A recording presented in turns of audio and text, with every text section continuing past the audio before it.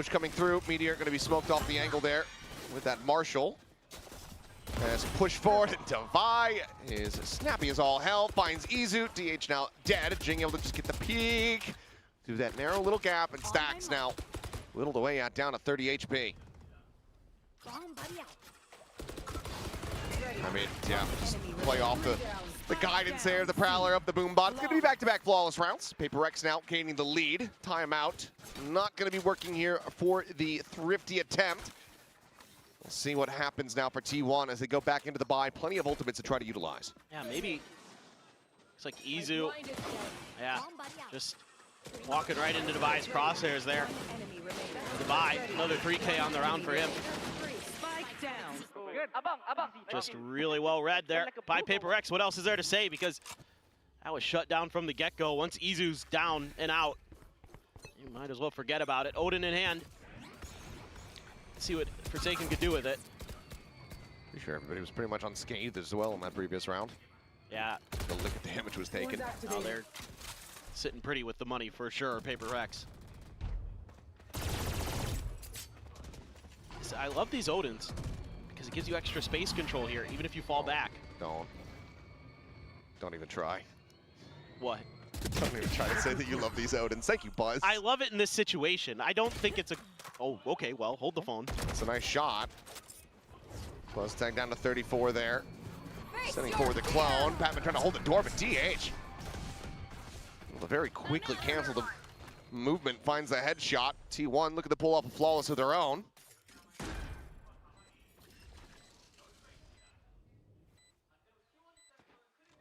I mean, you might as well go for it. Here, see if you can grab a few extra guns away from T1.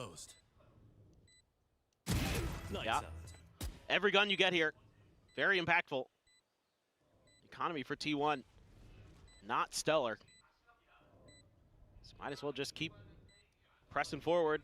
Got a little bit of extra util for the Yoru still. You're holding back. You're suspicious about it being a clone, and now we'll basically have that confirmed as the flash gets cleared.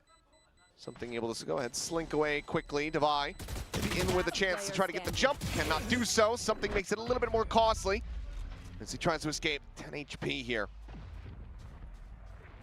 DH getting close, but not quite going to be given the opportunity. So 5-5, we remain tied up.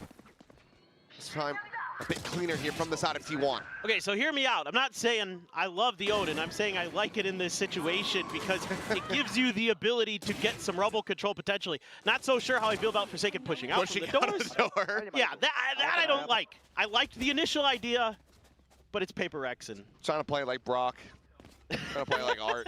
Yeah. Just use it as a rifle. Yeah. I mean, very few players can mimic what those two can do with the Odin. Well, we've seen Art struggle with it in stage 1. Maybe we'll see a little bit more Odin magic from him. Or maybe he's just, you know, practice rifling. You have your doubts? No, I'm sure he's been practicing it. All right.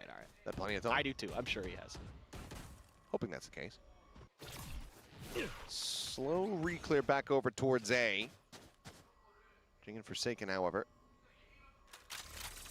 Just here around the corner. Smoke across onto B main. Paranoia at the ready here from DH sends it. Jing sending out the rocket here immediately. Forsaken swinging up and back. Rubble finding himself a second kill. Stacks can take it down. Jing still hovering around, trying to flush Buzz out into the open instead of the spray, but Buzz is able to win that one out in the end. Steel Garden going to be sent. Bit of a shallow one there. As Buzz maybe going on the pivot here, trying to get a spot out onto anybody around this B site. Exits it. Is now their own dimensional drift going to be coming through. Probably going to try to tech. Sees connecting. Patman swinging out of the smoke there at upper, able to find one. And Devi gets away scot-free. Meteor cannot collect that kill, but eventually is able to find as he re-swings back into the angle. Patman now shut down. The clone gone. Something needing to do it all, but Meteor already has it done. 3K here from the Vice. T1 regaining the lead, looking for 7-5 at the half. PRX, though, an opportunity to keep us neck and neck. I mean, this opener here for Forsaken and Jing just overstaying their welcome. Trying to challenge Buzz, and Jing's gonna pay the price. A good steel guard and a good follow-up off that to make sure that you're gonna get that kill onto the spike planter. But then you try to challenge Meteor 1v1. You don't want to let him get heated up. 3 times in a row, mind you. 1v1. Yep. Certainly ill-advised. No real ults to speak of going into the last round of the half. Both Omens do have the From the Shadows available, but without the Nightfalls to back them. Something could get his ult. Izu could get his. It's about the only thing to really consider, you would think. Just looking for some of that aggression there. Kind of making some noise at the front of C. They had Buzz tucked in over at the inside of C door. You're begging for a jump peek there, but it'll just be the smoke cycled forward instead. Oh yeah, Meteor probably starting like he might be feeling it after that last round. Flash gonna be dodged. Prowler confirms it. Buzz, however, loses his life. It's a swing coming in, and Jing, there's the second layer out for Baby Door. He's able to find Izu. Stage now set. PRX. It's TP. Looking to try to tie it up. The push on the door. And Forsaken outdoes Meteor. Don't think he's gonna be ready for this angle. No, Stax does manage to go ahead and get the kill. Does get locked out. Has to retap this. As DH tries to take some forward space, but has since been scouted by the Prowler, by the Haunt. Tucks in the drop. Refaces out. Stax now trying to fight it out, trying to win it. And can't quite get there. Something managing to put him down. 6-6, we are tied. Switching sides. Yeah, I really love the way that Forsaken and Jing played this round compared to the last. It's a quick kill and a retreat immediately. A quick TP with Jing backing him up from the breakable door. And then immediately Forsaken uses his ult to go into tree. You know, they're kind of anticipating that maybe somebody in there, but he's still able to outduel them from that spot.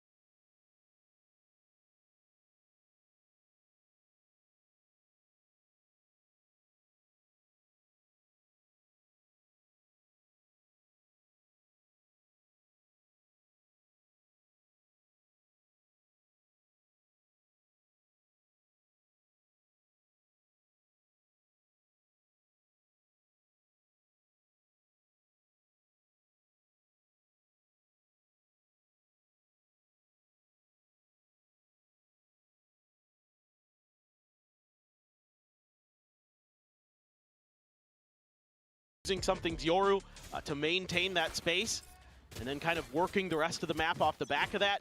You know, they love to pivot back to A if the option's given to them. They hold that very, very nicely. This is a very quick B hit. There is that Vice Wall there, though, unless they're just going to bypass it.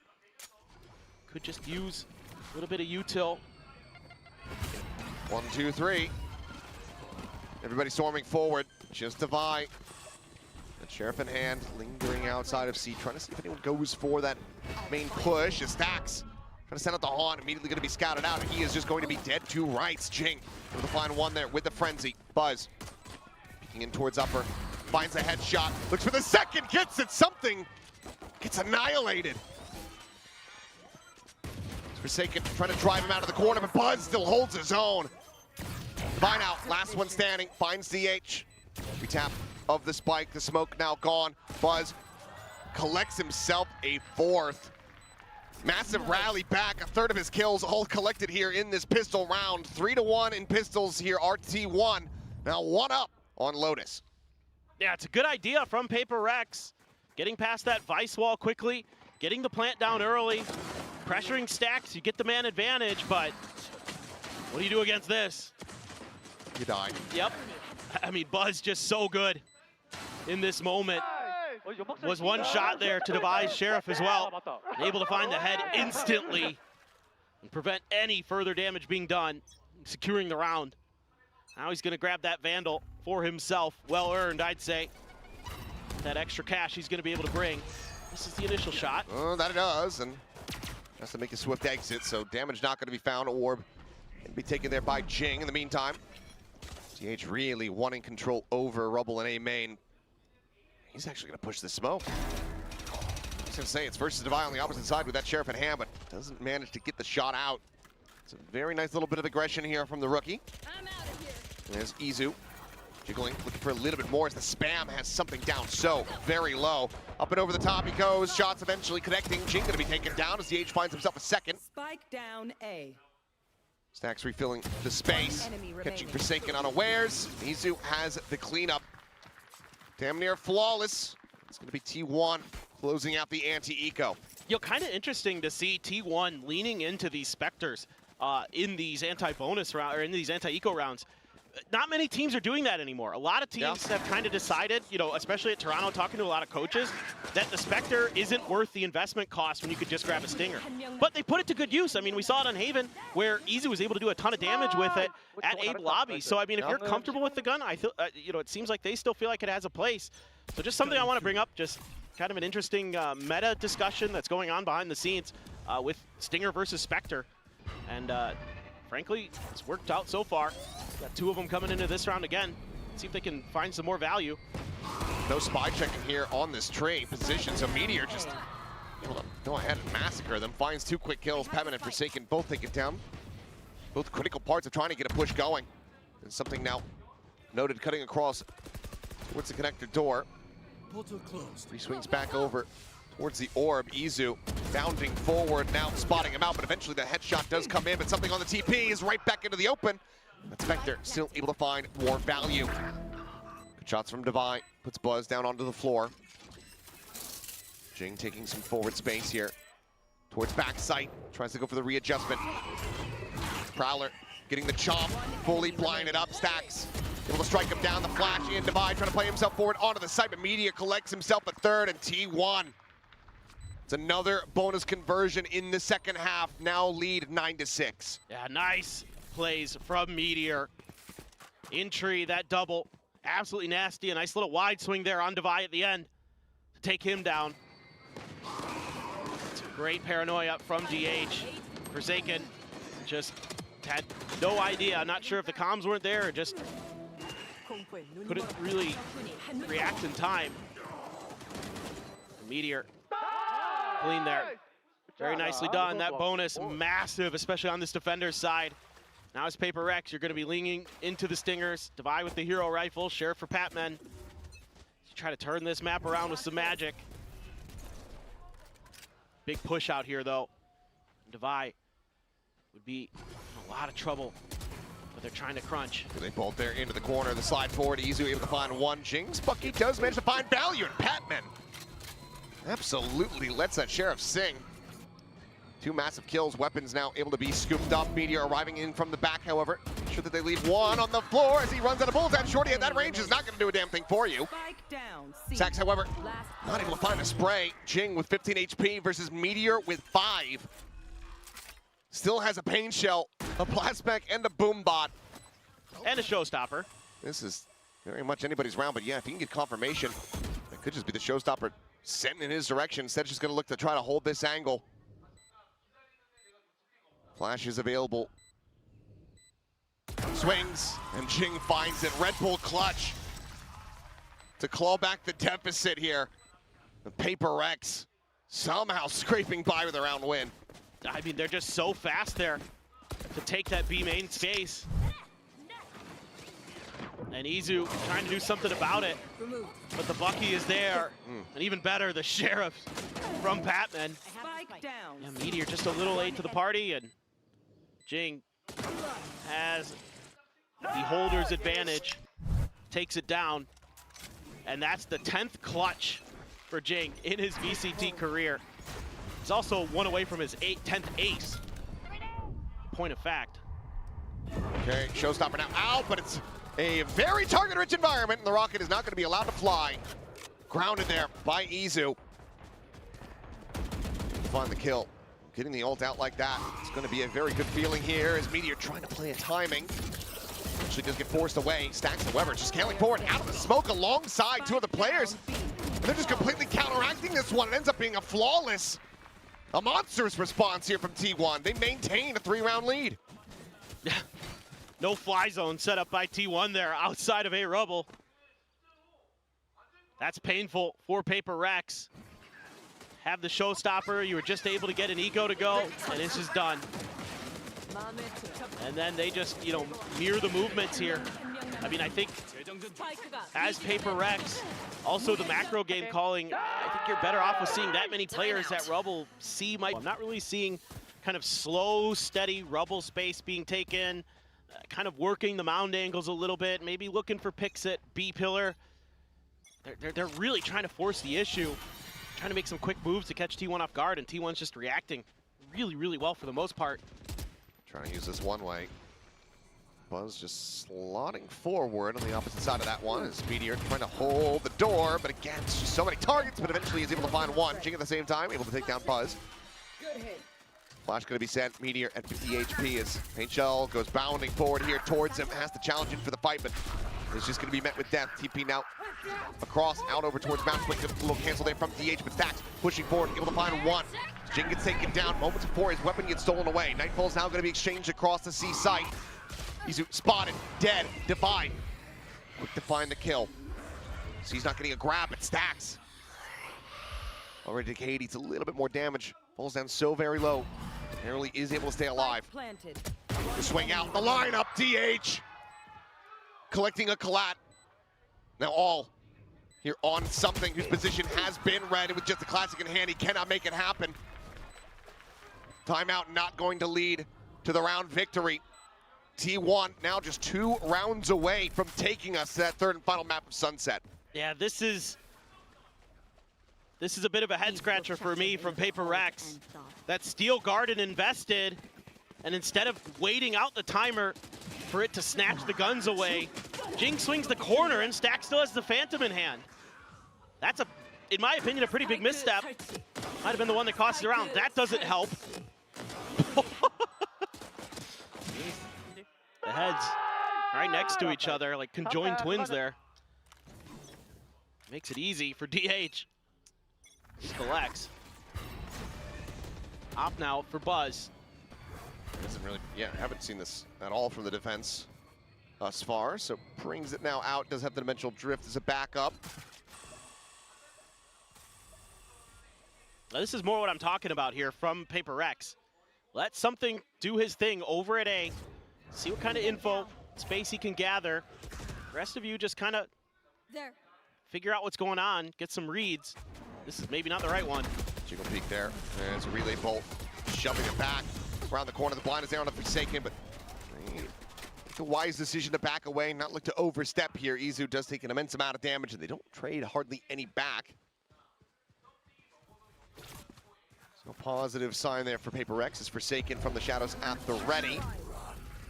Arriving here onto the A site, going to be cleared out as the Steel Garden immediately going to be tossed in here by Meteor.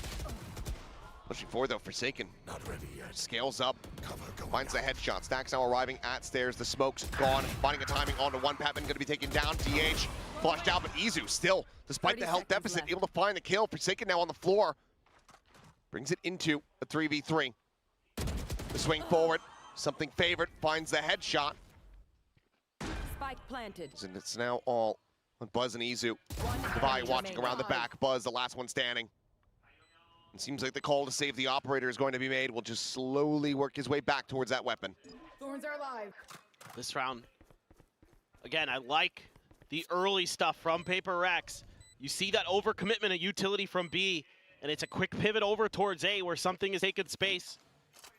The macro game this time, much more in line with what we've seen from them in recent history on this map. Should just be a save the rest of the way. Kind of some weird moments for T1 this time. Meteor, the Steel Garden actually doesn't hit anybody. PRX right on the outer edge of the circle. They're able to clean him up pretty quickly, and Stacks there trying to make a big play off the spike drop. Almost gets there, but kind of oversteps just a bit.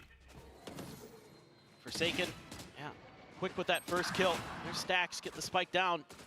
Izu as well, doing a great job kind of trying to cut apart PRX push, but able to break through anyway. Our PRX, Divide on the backside, easy peasy lemon squeezy, and still have that op. Have a couple ults for your duelists. Something as is ult as well for PRX, and see if they can find some success. Pretty quick B hit here. I assume that's something who pulled it, yep. Dimensional drift, checking forward, Buzz, just waiting on the angle. Jing gonna be struck down, something does exit, goes for the shorty kill as he often does. But Izu is there to go ahead and cover, so in the end it's going to be a trade up. T1 maintaining a numbers advantage. His Meteor slowly drifting forward here into the smoke, and he's gonna swing out of this one. Navi waiting, finds the timing, finds the kill, brings it now back into a 3v3. Attention gonna be paid here onto the B site. It's Navi looking to try to find the kill, and the fadeaway shot does manage to connect there onto Izu. Looks for a little bit more. Stacks able to stave him off for now. Last player standing. Unavailable, but Buzz dead inside of the smoke. Stacks remaining. able to collect one. Spike down A shot to the A. back of the skull. Patman dead. Forsaken scooping up the weapon, the C's connecting, landing there right at his feet. The decay in play, but now recovered. Forsaken looking to try to do something that Stacks might not anticipate, which is scale forward. And Stacks is watching the angle, but Forsaken is faster on the shot. Scoops up the operator, passing that over here on the attacker side. PRX continue to whittle away at this gap.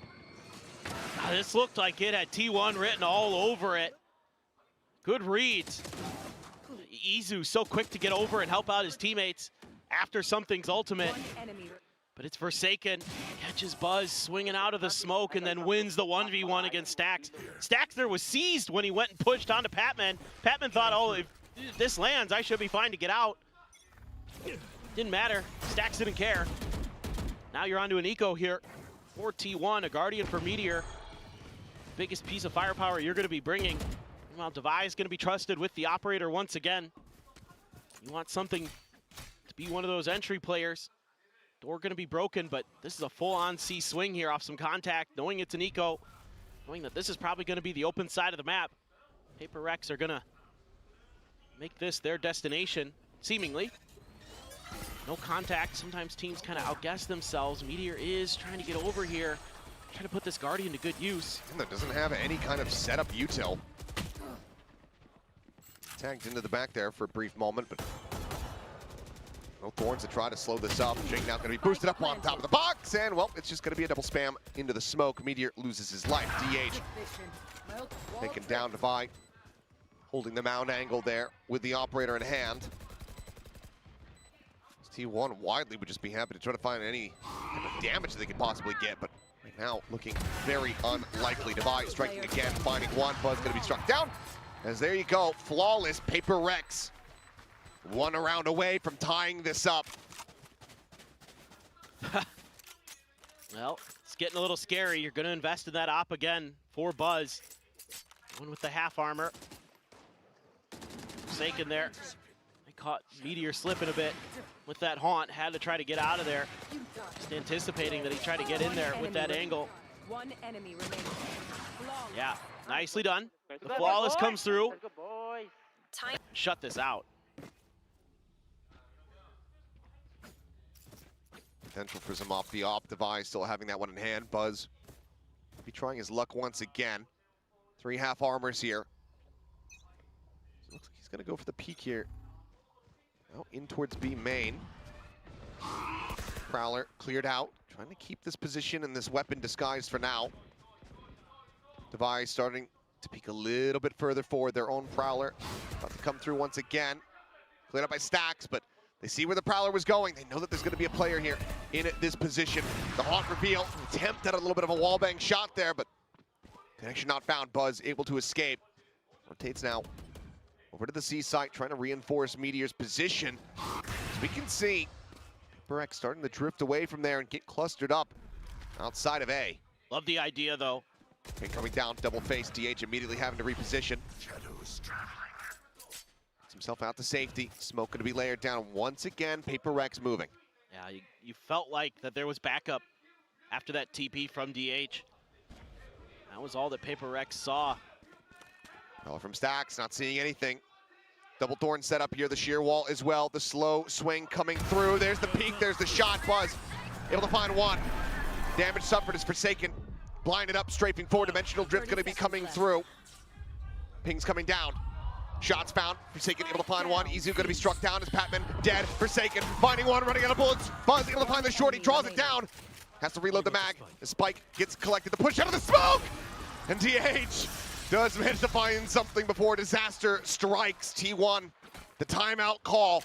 It gets them up to map point. They're just so ready for this C hit. And they've got all the tools necessary to really just shut this PRX push down. The Nightfall there, perfectly timed. Buzz has his ult. You know, Forsaken does well to find one, two actually. But runs out of bullets, and the shorty will collect. So that's a really good ult combo there that catches PRX completely flat-footed. DH was just gonna somehow get undone there by something. If that happens, who knows what the hell else happens in the round. Showstopper though, out here from Jing. Thorns popped, and Meteor playing well back away. To be spotted, but is able to avoid the lion's share of the damage. The site, however, is going to be given up, so Spike starting to be planted.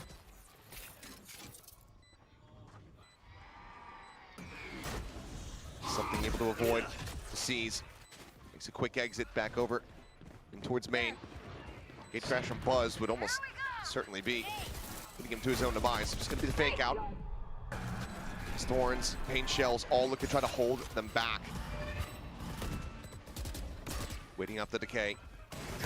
This is a big connection, but Buzz peeking the corner, able to find one. Izu going to be traded out if something finds that. Jing gets 2 more kills. The stacks does fall. Buzz going to be struck down, and we might just be in for another overtime. PRX, one more round to send us into it. And the economy right now from T1 is all over the damn place. Yeah, love these plays from Something, where he's able to create so much space off the back of Jing's Showstopper, has the TP available, baits out a ton of util that's so valuable for T1 on the retake, and it all has to be used to make sure that corner in C Hall is cleared. Now you got a Judge for Jing, Outlaw for Devi. There's going to be one full armor on Buzz. Meteor as well with the Phantom. Guardian for Izu. Quick hit. Getting ready to come through. Meteor is there. Judge shots. Finding some damage. Finding the kill. Izu dead, and Jing completely untouched. DH with a nice little linger here. Back Rubble able to find a kill. That's going to give a weapon over here to the Omen of T1. As Jing looks to try to hold the door, but DH has other ideas. Swings back around over in towards main. Something right there alongside him. Wins out the fight.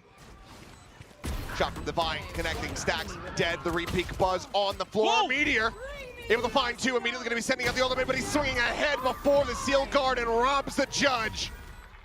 12-12. Here we go again. Switching sides. Sure, why not? Just crazy stuff there, and you know, PRX digging into their bag of tricks. Seems like they have a bag of holding with how many tricks they have up their sleeve. Something, that win on the backside really opens this round up for them, gives them that extra layer, and they actually kind of needed it in the long run. Love that aggression from Jing there, knowing he has an opportunity to send this to OT, and it was 6-6 for both teams. So who the hell knows what this overtime has in store for us. I mean, it might just be win on the attack again. Who the hell really knows? I have no idea. First on it, though, is T1. No real contest coming through here for Rubble. So PRX quickly able to grab that and now look to try to pivot. Clone forward, trying to see if there's going to be that sheer wall set up here on B, but is placed on C site there by Devi. A lot of the sheer walls get placed on A for T1. I think they feel like that's the more likely spot that you're going to get lurks from PRX and able to keep their backside covered if they push A. Flash sent out. Izu not going to be caught by that paranoia. Gets out wide enough. Forsaken watching the angle. Couple warning shots as Gate Crash goes forward onto the A site. Speaking of which, Something takes his. Now arrives nearby enough. Pivot call would be monstrous here from T1. They just don't have the information. Forsaken, however, able to find one. DH back the enemy Omen, but the trade up is there or something. Clicks a kill onto Izu. Drop down coming through, not the fake out, but DH, quick little peek, finds the shot, but Jing continues to maintain the advantage. Stacks now, last one alive, and Device swings around from behind. PRX now up to match point, 13-12. Team A. This is just a beautiful defender side fake out from PRX. They make it look like A is wide open, but they're so quick to rotate. Forsaken just lingering long enough to get the confirm. And then they re-clear this space so quickly because they have the gate crash from something to get over there. Jing and Forsaken are instantly back towards A side as well, cutting off these rotations. And it lulled T1 into a false sense of security that they thought they could get this plant down easily, that PRX was going to have to play for retake. But that was never the plan. Off the op. Double glass cannon coming through. Devi gonna look to try to catch him off guard, and it looks like he may just end up clashing here. Won't get smoked off, so goes to the reposition. It seems like it might just be a very quick push now in towards C. Never mind. As soon as I say it, they get the orb, they're like, nope, back over to A. Smoke about to expire. Buzz trying to peek in. He swings right in to death. Devi finding the kill. Steal the orb stacks. Stop them from being able to get any of these ults online. They continue to scale, but T1 quickly now rotating around towards this A side. Pivot option is available for PRX. Depending on what they try to go for. Stacks trying to hold the door. Jing, a poke and prod, a peek, a spot on the Izu. Ultimately, nothing else found. Spike now being brought in, and Meteor cannot hold his own. DH needing to do it all. Spike down. Finds the first, finds the second, something dead, but Jing and Devi bring now the rookie to be the last player standing for T1. 2 health, 3 players, and no real hope. A 3K from Devi, double OT maps, but PRX, fresh off the back of the Masters Toronto victory, return to the Pacific stage, and they take down T1 in 2-0 fashion. Yeah, what a great start here for both of these teams in terms of just showing us that they mean business. And for T1, a disappointing loss, yes. You know, you had some time to work with, but this PRX team is still looking like they've got form, like they've got function, and they've definitely got themselves in a position to be making it to champions over in Paris. A good start. Need to see some more, but T1 there, multiple overtimes, you felt like they had so many opportunities, and it was so close. But just a few stumbles here and there, and it cost them the match. Well, this feels like a little bit of a deja vu. I'd have to look back at the stats, but memory serves. I feel like T1 going into stage 1 after lifting the trophy at Bangkok had several series that were like this, playing on maps like Fracture, where they'd play it close versus DRX, get it into an OT, but ultimately suffer 0-2 losses. It's always felt like T1 was on the cusp of being able to return to form, but weren't really able to find the real value. This time, obviously looking to implement a new player. I think overall DH looked quite good, but for PRX, they find themselves with the win off the rip. We will send it down to the stage note where we're gonna have Bella standing by for our winner's interview.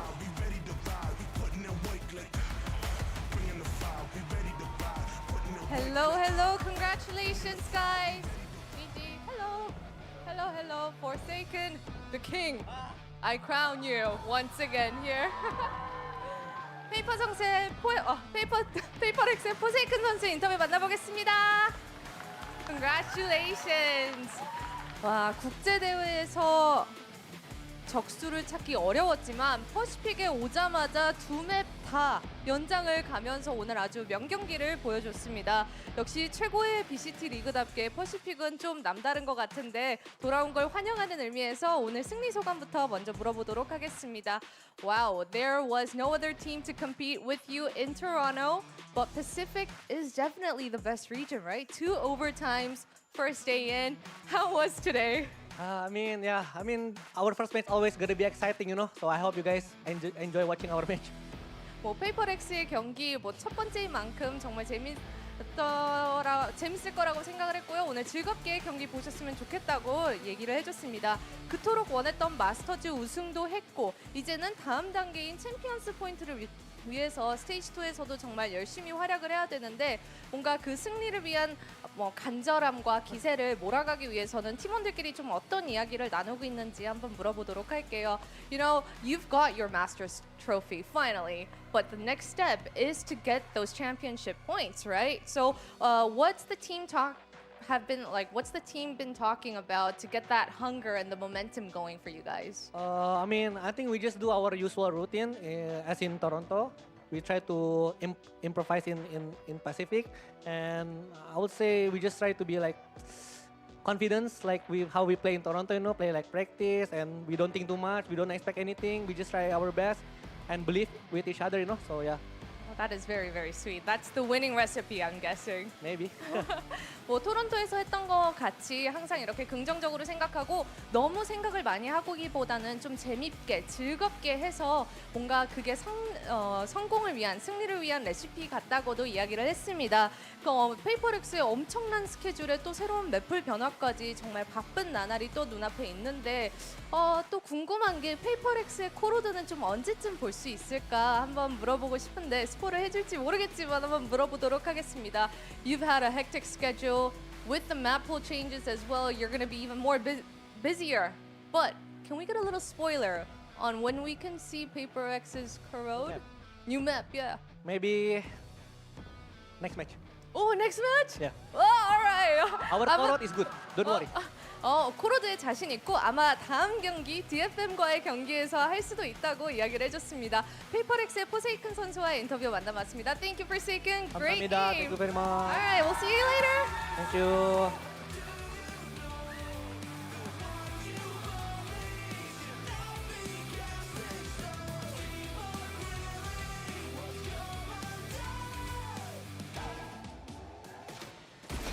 Masters Toronto winner defeating the Masters Bangkok winner today. And the way Jason or Forsaken was just like, you know, we're just relaxing. We didn't really plan anything, you know, just play like normal. That's how they defeated T1. Yeah, I mean, at the end of the day, PaperX, although maybe not so chill in the coaching booth there, pretty chill in the server, just feeling things out.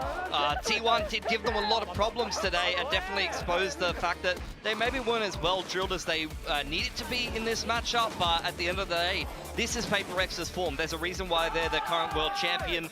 Even not in their best form, even not in their best conditions, they're still a very, very good team, and they can just work their way through the match and find the answers that they need. Yeah, they really did a great job, you have to say. You know, they openly say they're coming into the day with little prep. This was T1's best chance to be able to take that win, and they were very close. You know, a one-round different in each map, and this is a 2-0 in the opposite direction, but, you know, close doesn't really mean a lot here. Ultimately, it's PaperX walking away with that win. Yeah, and this was arguably one of the biggest challenge for each other within these groups here. So PaperX is on a really good start for their groups. And this did go into overtime. Both maps did get pushed into overtime. It was a lot of back and forth on this particular map of Lotus. And PaperX somehow found something at the end to push themselves into the OT. Yeah, I mean, this is a very comfortable map for them at the end of the day. They are on a great streak on it. I think it was like 14-3 if you count Pacific and some of the other tournaments as well. Going into this matchup, make that 15-3. But to be fair, a lot of these games have been quite close. And actually, they usually do play all 24 rounds. They do go to OTs quite regularly, PaperX. So the fact that this was quite a close game is not particularly surprising to me. I think for T1, they're going to keep kicking themselves that they haven't been able to take advantage here, because they did go back to some of the success factor that we've seen on Lotus. They went back into the double duelist, and it seemed okay for them. Good to see DH had a pretty decent day at the office here as well. I think as far as a rookie debut goes in Pacific, he did well for himself. Again, it's another one of these Korean academy players coming up into the main squad and showing that they can hang at this level. He had very good mechanics today. I was actually quite impressed by a lot of his movement and his aim, the way that he was taking duels. Yeah, he's a shooter for sure. I think he's a very, very good pickup for this T1 team. And if these are the kind of numbers he's able to put up against PaperX, I mean, I think that bodes well for the rest of Pacific. Sure. I don't think you could ask for a worse debut game in Pacific. Like, figure out that, oh, we're going to have to play Paper X match 1, where they're coming in so hot and they play so different stylistically. I think DH will have a very, very good career here in Pacific, so it does bode well, but unfortunately, just not enough for today. Yeah, and on the side of PRX, this is a really good sign. Divide, they're completely stepping up on Lotus. But like you said, Pilsky, this is PRX's map, and this is definitely Divide's map, especially on the Vice. I feel like it's uncharacteristic for Divide not to drop 30 on Lotus. Like, this guy is so consistent on the map. It's just the way that he plays the angles. He knows, like, his decision-making is very good on the map. Like, macro-wise, he recognizes what the other team is doing, and he will often take space elsewhere, whether he's going for those front B lurks or whether he's taking space over on C Mound on defense when there's an A take or something like that.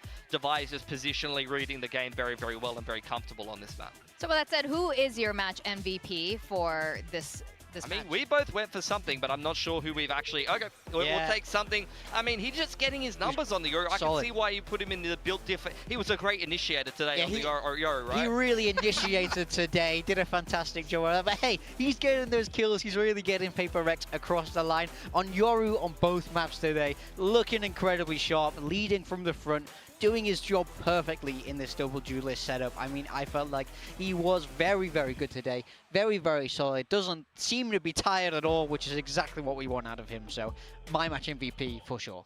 I'm really impressed with Something in general over the last couple of weeks, last 2 months since Toronto. He's just been performing really consistently and really well. I know by the end of stage 2, we were a little bit concerned for Something, even though they did end up in 3rd place in Pacific and against all odds. But now Something is kind of returning to the form that we expect from him. So really glad to see it. And it's incredible how much they've been playing and that they're still winning. So who knows what's going to happen next with PRX. They hinted at a Corrode. But with that said, we do have another banger matchup, another well-decorated set of teams playing Gen G versus DRX. So we're going to go on a very quick break, and when we get back, we're going to go straight into it. So don't go too far away.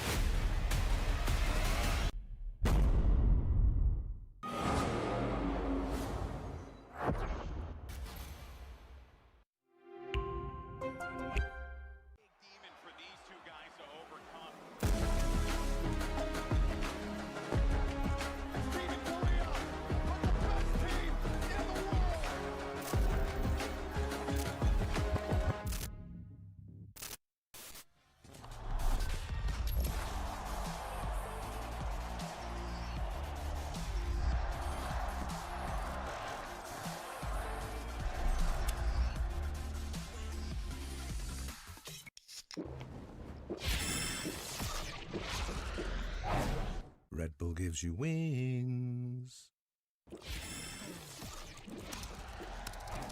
Red Bull gives you wings.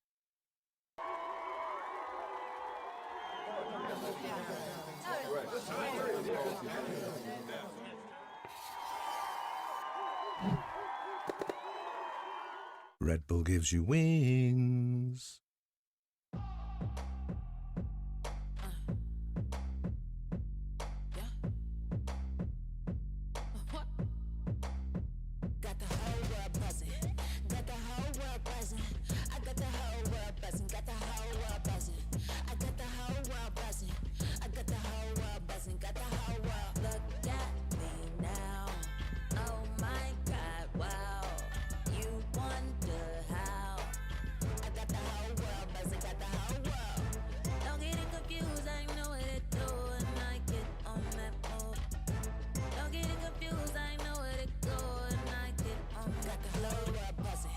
Got the whole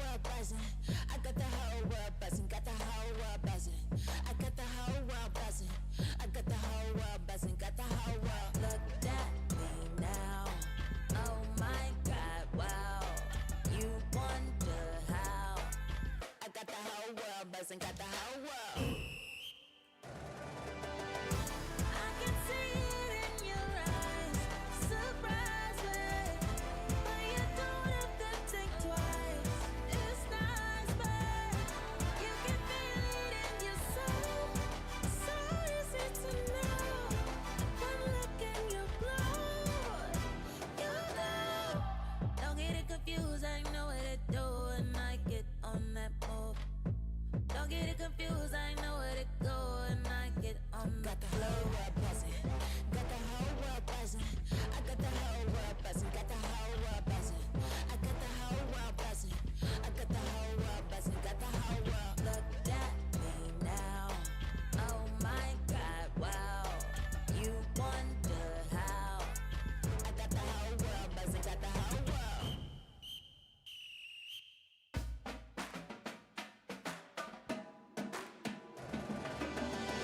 I can see it in your eyes. Surprise me. But you don't have to think twice. It's nice, babe. You can feel it in your soul. So easy to know. One look and you glow. You know. I can see it in your eyes. Surprise me. But you don't have to think twice. It's nice, babe. You can feel it in your soul. So easy to know. One look and you glow. You know. Don't get it confused. I know what to do and I get on that move. Don't get it confused. I know where to go and I get on. Got the whole world buzzing. Got the whole world buzzing.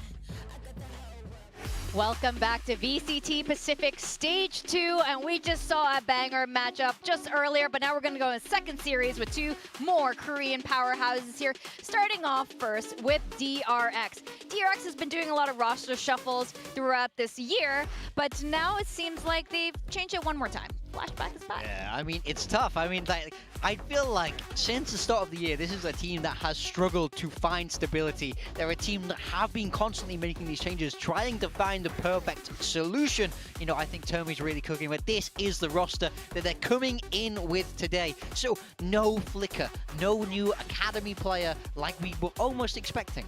I think this is the best roster that DRX can put forward. No disrespect to Bane. Bane is a perfectly serviceable player, but I feel like all of these players have an individual identity that they can bring into this team and something that they can bring value forward with. I mean, Australia can bring the IGLing, you know, can play that flash in it a little bit. You got freeing on the info in it, can flex into the Senti. Marco can be beast mode Marco, not shackled by the IGL duties. Flashback, a very impactful player.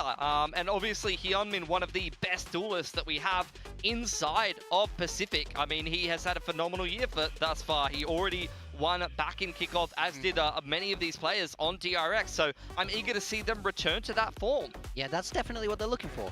You know, it's will it work today? Will it be consistent finally? And on the other side, we have Gen G, another team that's been shuffling a little bit since the beginning of this year, but looks like they've settled in to this 5 suggest now as their 6th player. But I like what Solo has done with this team this year. Oh, of course. I mean, they've just continued to go strength to strength. They're a team that has benefited from bringing up an academy player. Ash has continued to improve, continued to kind of turn heads with how strong his mechanics are.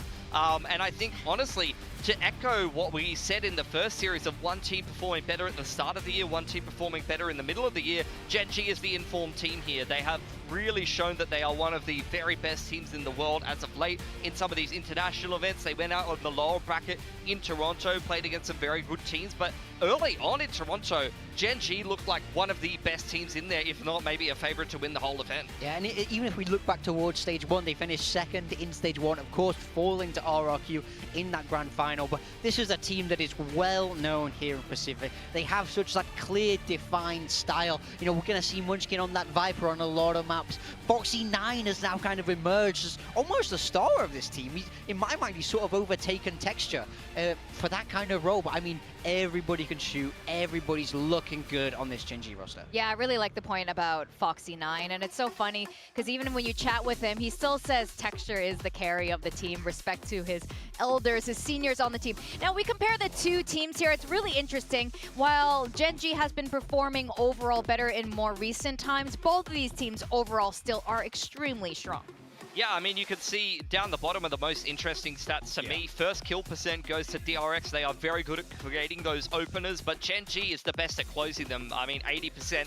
If they get the first kill, they are very, very good at converting those 5-on-4s, and it doesn't even necessarily have to be Texture to find them. In fact, a lot of the time, you will have Texture going negative in opening duels, and some of the other players on Gen G are quite happy to be able to go and take some of those opening duels themselves. Yeah, it's how they like to work. A lot of people on this roster have freedom. Like, we often see Foxy9 walk forward ahead of his setups to take those duels. We see Munchkin walk down random places on this Viper. So it's not just Texture finding these kills, but yeah, once they do get that kill, they are the best in the league at closing out advantages. Absolutely. Now, both of these teams, since 2023, have the tables keep turning. 2023, of course, was the year for DRX. But last year, Gen G, that's when they really rose into power, getting that Masters trophy and just looking so good here in Pacific. But then to start the year here in Pacific in 2025, DRX started off on a really good foot. And it was with this roster that they've returned back to. Yeah, absolutely. I mean, that is a very key point to keep in mind, is that Gen G is the informed team. Have no doubt about it. I think a lot of people will see them as the favorites, especially with DRX doing all of this roster shuffling. You know, Coach Termy, some might say he's cooking the risotto. He's overcooking a little bit, maybe burning it on the bottom. But I think you can see it speaks for itself here in kickoff as well as stage 1. DRX does actually have the head-to-head over Gen G here, even in the cases where they're not outplacing them. Yeah, I mean, DRX always managed to look good. In my mind, it doesn't really matter who plays for them. I feel like their systems are strong and this coaching staff really do know what they're doing in terms of developing talent. So I think roster changes, I don't always love. A 7-man roster, I don't always love, but I do feel like DRX might be one of the few teams in the league with the skill to pull it off.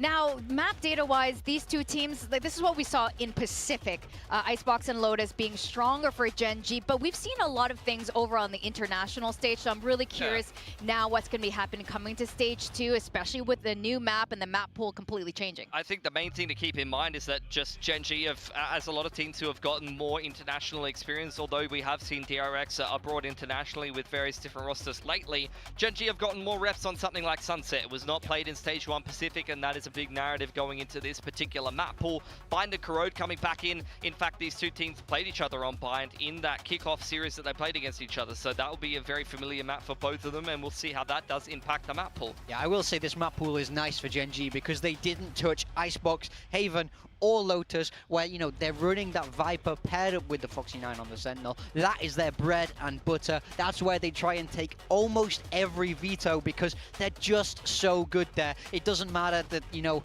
you've seen what they're doing before because they just don't care. Yeah, looking at Texture here in Toronto, I mean, Gen G may have gone out in the lower bracket, but he was a bona fide star. Topped the ACS, KD, and KPR. His first kill percent conversion was very, very good. And he also had one of the highest clutch statistics in the league. I think he, I can't remember off the top of my head. It was the highest in Toronto at 37%. Yeah, it was phenomenal, especially on a duelist, being able to clutch out that many rounds. You can see he's opening up the rounds, he's closing them out for Gen G. There's really not much this man can't do. Now, Gen G has been on a very similar schedule to PRX, and they must be just as tired. I'm curious as well if they prepare Corrode for today or not, but as we can see, if we're going to follow the first series at all, it doesn't matter if you're constantly on the go. You can still possibly win against your opponents. And what do you guys think as far as Gen G goes? I mean, I do think that they have the potential to do it, but it's going to be a little bit harder for them than PRX. They are a more structure-driven team. They do like to kind of have firm ideas that they like to reuse. So I do feel like they could struggle a little bit in the veto, but I do think in a way they're bailed out by having so many very, very strong maps that, you know, DRX are still going to have to try and take wins away from them on maps that this team do love. Now, Flashback is back in, going back to the side of DRX, and I think DRX did perform fantastic with Flashback in the roster. So I think you can see right here, 7 wins with Flashback in. I think this is a good move. I mean, they won kickoff with Flashback in the roster. They went overseas to Masters Bangkok. So I think now that Flashback's gone out of the roster, you can see the results started to be a little bit more middling, a little bit more mediocre. They were kept trying to replace him, and obviously DRX overall were put in a little bit of a rough position with his departure. They were constantly trying to fill it roles-wise and trying to find a style that was as good as when they were playing earlier with the double E-nit, spamming the Teo on freeing, and then moving into the double duelist, and they could never really kind of make that work. So this is time for DRX to finally have a stable roster where they can find, again, a clearly defined style that works for them and hit that same level that they did at the start of the year when Flashback was with them. Well, the Teo meta is now gone. So I don't know if DRX is still going to lean into that or not. We've seen teams internationally do it still, and I don't know if that's going to be the key to success here. But Co-Road is in. We are getting our first Co-Road in Pacific, and DRX going for it. I'm not surprised in the sense that DRX does like picking the new maps. Oh, of course not, especially because we're talking about Gen G here. Gen G will just pick Haven, Gen G will just pick Lotus. They're just going to keep playing the same maps to death till the end of time and make very minimal changes. So DRX will be the team to throw down the gauntlet, to say to Gen G, hey, Gen G, you've been overseas, we've also been overseas, but we're going to try and throw something a little bit different in the veto here, and we'll see how it works out for them. Yeah, I'm very interested to look towards the compositions of Corrode to see how the different teams are reading it. I do think there are a fair amount of options from what I've looked at. I mean, I think I like Yoru on the map. I really like Fade on the map. But, you know, Gen G, well known for this. Viper, will they lean in towards that? I think both these teams have so many options for the new map, and I'm very excited for it. I am so excited. I'm so glad we're going to Corrode. They were great on Abyss, so I do have faith in DRX to kick us off on the second series of today. We're going to have DRX versus Gen G in this banger second series of today. 2 of our top teams in Korea.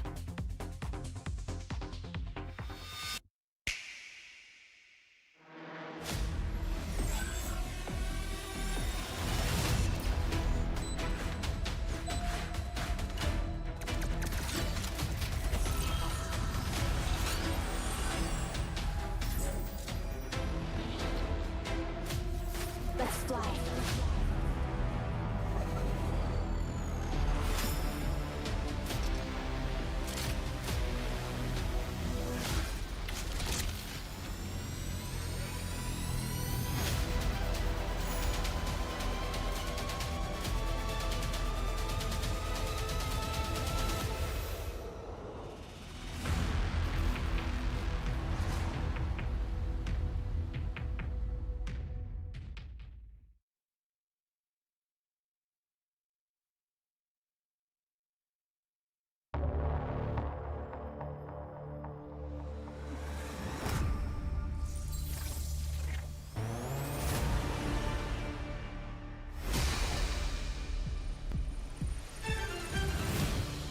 DRX.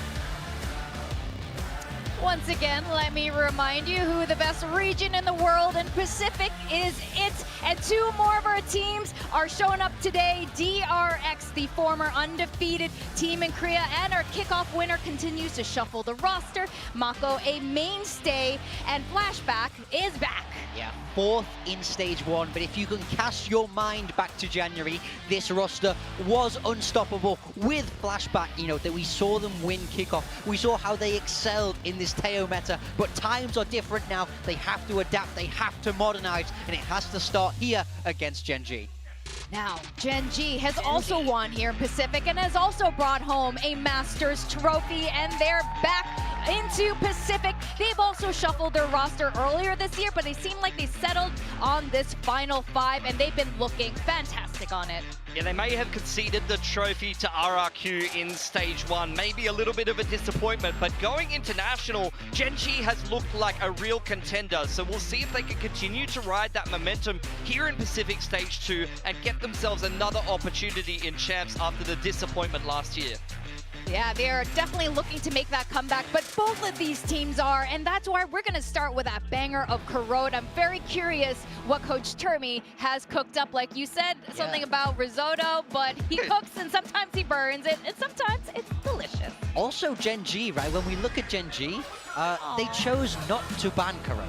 That's a deliberate choice, right? We saw them take Bind out of the pool instead of this Corrode, so they must have had some time on it. They must have something prepared for this, and they felt like it was stronger than their Bind. So they're not coming in entirely unprepared, but DRX deliberately targeting them in this veto. We've seen some team play veto chicken with it to leave it down to the last two and have one team say, okay, we'll leave this as a third decider, or we'll ban it out and play the normal map pool. DRX immediately calls that bluff, so we want to see what kind of prep they're going to be bringing in with their 14-man coaching staff and 3 extra players. I'm sure they've got a couple of ideas. They're having to travel in a minibus to get everywhere.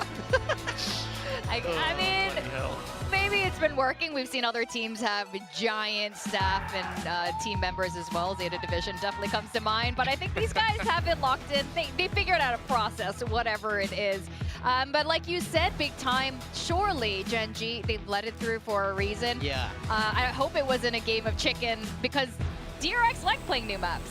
Yeah, I mean, I think personally this map could suit both of these teams in how the map looks and its style. We do have the agent select coming in now. Starting off with Gen G, I gotta look at Foxy9 on this stage. I think this is nice on a new map to help simplify it, help strengthen your post plants, and help stop these hard execs. Munchkin running that Viper that he's so famed for, and Texture going with the Neon, where we've seen him look good in the past. First time we've seen a Sage or a Sova on this map. Freeing will be playing the Info Enid. The rest of the DRX roles looking pretty solid. Flashback not on the secondary duelist though. He's going to be going back onto the Senti and leave Hyunmin to be doing the fragging on the Jet, which is what he does best. Oh, Hyunmin is a fantastic Jet. I'm expecting fireworks to be happening on this very first map. And Texture, woo, he did a little shoulder shrug. He's ready for this matchup of today. I mean, how are you feeling? Is this a 2-1 or is this going to be a 2-0 kind of day? All of us have predicted Gen G, including the Korean Which casters. is crazy, because DRX has got the head-to-head here. They've won every time they've played them this year. And DRX also have like a...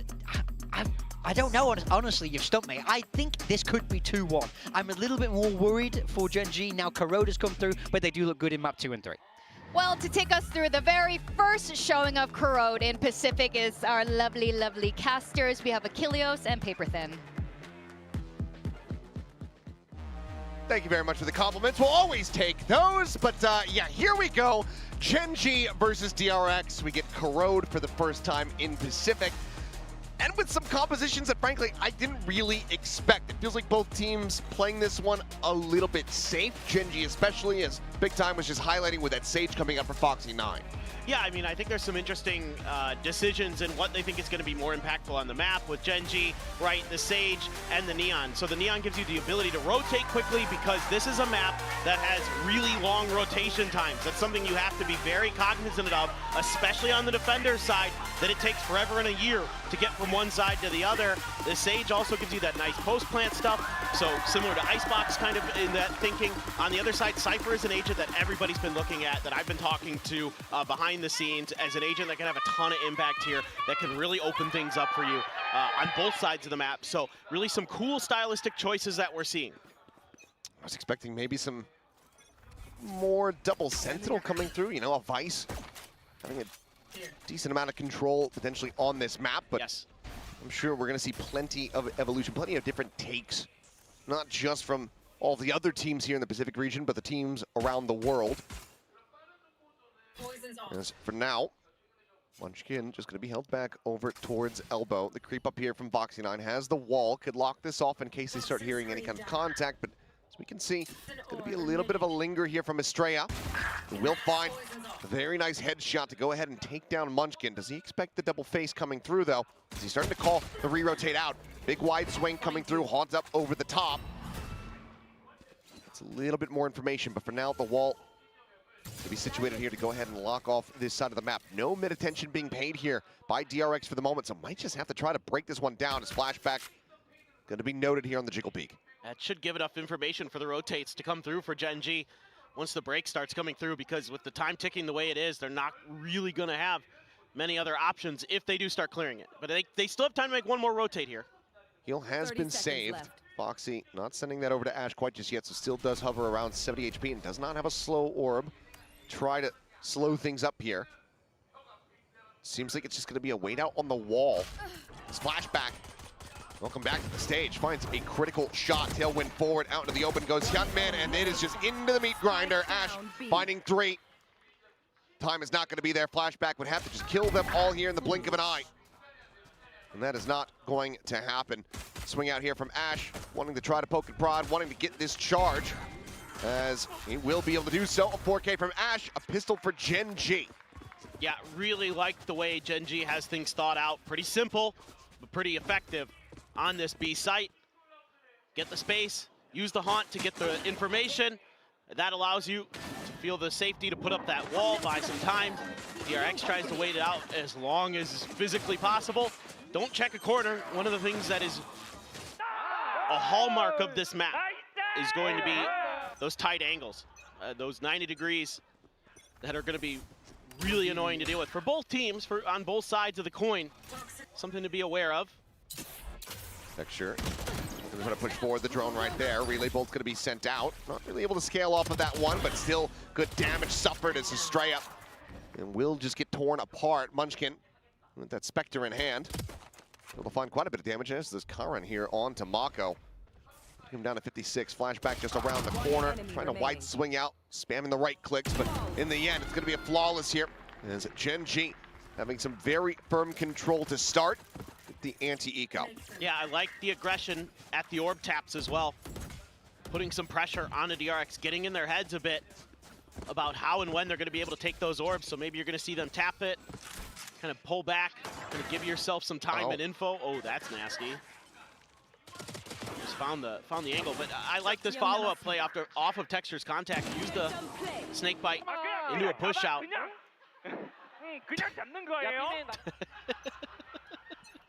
Clearly, the team's just immune to jet lag. Everybody's just very energetic. Must be nice.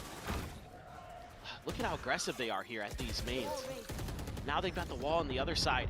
You know, no contact, so deep. The immediate response. It's kind of forced the hand of DRX here. So Gen G really playing into the information game early. And I really love the ideas that we're seeing. You know, like the desk was talking about, kind of a game of cat and mouse if teams are going to pick this map or not. Triple push. Yeah. Working their way down mid. Nothing going to be spotted. Mako potentially about to be at risk. He's going to take the long way around. Texture out in front as the swing comes through. A little bit off kilter, and they will just multi-man face in towards the enemy Neon. So ends up getting taken down. Footsteps made here. Mako drifting away. Tripwire is going to be set up behind. Early alert system, but it's not going to tell them how many players are going on this push. Granted, the Guardian on the floor, it's just the 3 Spectres to speak of, and Estrella here's plenty of them ring out. Swing coming through, Khan able to find one. Ash with the Bulldog. Trades it back. Already a decent amount of damage dealt. Any more weapons lost, and DRX still going to be feeling the pain even with a round win. Catch them. No grab here on the flashback. Where are you? Playing a little bit further off the push forward. It goes on red. Swing in though. Foxy9 able to find a timing. Swaps the weapon over. Looks for the headshot, but Hyunmin will be able to put him down. 3 casualties, but DRX get themselves on the board, denying the bonus conversion. Yeah, not bad for DRX, but it cost them quite a bit. And again, Gen G so aggressive on the map early. Sort of starting to remind me a little bit of like old school Split when people used to run Sage on that. Kind of throw a wall at one of the mains or the other, put some pressure on the other side of the map, and just make your opponents make a play. Texture there, couldn't connect. I think he threw his aim off a little bit with his first shot of the Guardian. Might have made a slight movement. And now, you are going to be able to still get the rifles for DRX. Important round here. Spot on to Foxy9, but still looks like he's going to hang on to that wall for now. As you got a big push towards mid. This is going to be a common wall you're going to, or a smoke you're going to see. Both teams are going to want to try to take some mid control from the center part near those stairs. So for DRX, they're going to be the ones to throw it out there. Jiggle Peak almost gets punished. Somehow able to strafe away without any damage taken. This wall, Munchkin makes trying to scale forward into mid so damn painful. At the same time, DRX continuing to not even really play around Estrellas. Yeah, this is a nice Viper wall. Makes it really annoying for DRX to try to get info. Try to get some clean hits to go. Munchkin waiting at the ready here with the bite in hand. Poison Orb gets bloomed, sends it. Gunman trying to straight forward, but Ash just massacring them, finds 2 quick kills. Munchkin now scaling forward, Spike down on the floor, just here around the corner. And Cease does find the grab there onto Estrella, but they cannot flush him out. So he's alive here for the moment. 15 seconds. Ultimately, this is going to be a save here for the side of DRX. I think realistically more to be done. Flashback dialed in. Should be able to find a kill here on the Texture, but no. Swings out a little bit wider. Offsets that crosshair. And Texture, snappy as ever, comes away with the elimination. They're going to look for a little bit more. Karan trying to find Estrella. Can't quite get the gun out of hand, but still going to be very solid damage dealt. Gen G now up 3-1. Yeah, I mean, you're starting to see that both teams are feeling the map out a little bit. But this combo, using the snake bite into the poison cloud, just makes it so difficult to identify this crossfire that Gen G has set up, and Ash is going to collect. And that basically ends the round. Just not much more that DRX felt like they could do there. So far, so good. Toxic screen again, going to cut through mid and B. A deeper toxic screen, though, for DRX here. Try to take a little bit of map control themselves. Gen G wants to contest. Paranoia out. Karan swinging it and getting the transfer. Just when you thought he should have absolutely been dead. He outdoes them, and Mako cannot escape. Just a counter spam forward into the smoke in this play. This crunch here from Gen G is looking damn near immaculate. Estrella able to find one, but still in such a rough spot. Forced back away yet again. Spike narrowly scooped up here by Flashback. But where are you meant to go? What are you meant to do? Shadows Don't know. You got to catch Gen G making a mistake. Still a ton of time on the clock, but I was going to say so dangerous crossing mid. 4K? Nope, not quite. Decent shot back from Estrella. One charge away will get his hit no matter what. Whether it's kill, plant, or death.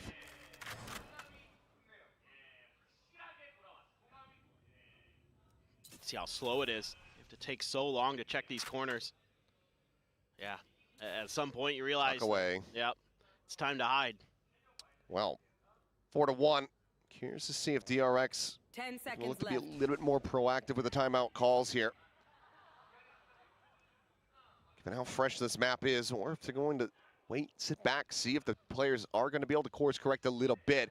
Worth mentioning that we can confirm it is Estrella who is going to be IGLing here for the DRX squad. These rounds have been just painstaking. That's just outrageous, Karan. 2 players shooting at him, just a little side Not step. even the one, you know, no paranoia hit. Yeah, no. Didn't need it to. Just a little shimmy. And a crouch, and he finds 2 quick headshots. So buy is weak for DRX. The rifle passed over to Hyunmin. See if they want to try to go for some kind of quick execute, but you know that wall has often been over on A, and there it is. Trying to use an off angle here. Clear the segment, but Foxy9 playing on top of that one, able to find the kill. Is now out into the open goes Mako, still able to go ahead and take down the enemy Sage. Flashback desperately trying to get that shot across, eventually does so, but Texture continuing to scale forward, goes on the push, and he's already seen Fring, knows that he's there within the smoke, and he's trying to find the kill, but Mr. 4K won't come online quite just yet. Fring finds his first. Struggles to find the Phantom, but eventually picks this one up. Tucked into Cubby for now. So the players, Munchkin, Ash, can just try to wait for the sound of the spike going down before they start scaling out of yard.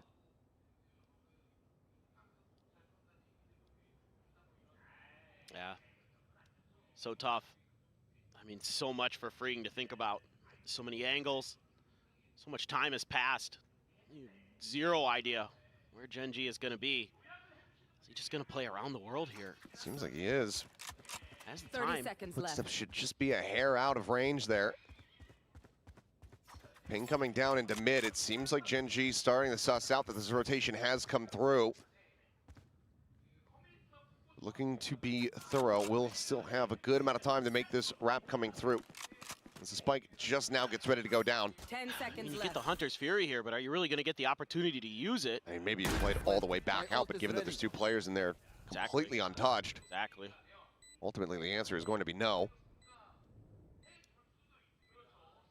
See how they decide to divvy up the forces. It looks like Munchkin cutting his way up in towards tower. Freeing. Tuck that connector, the Prowler checking around the site. Nothing spotted quite just yet.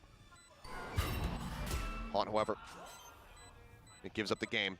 Up and over the top. Munchkin is there, waiting, strikes.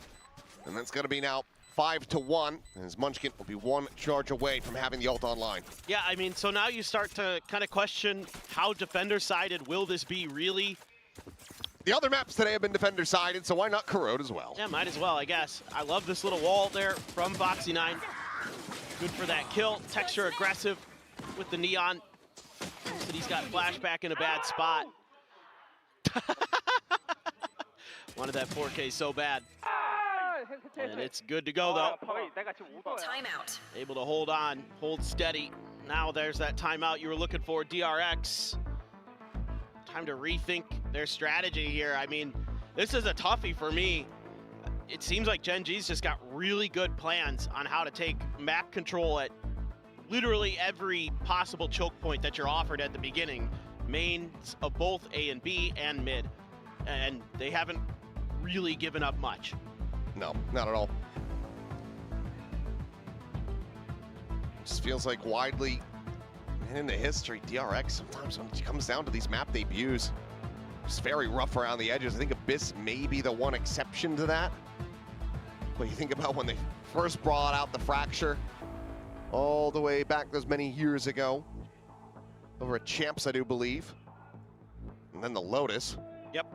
Our first season of Pacific. Oh boy. In the grand final. That Man. was quite something. That was a long time ago. Well, obviously, the improvements have been there, and they've become, you know, they've become a force to be reckoned with on pretty much every single map, but the debuts have often been rocky.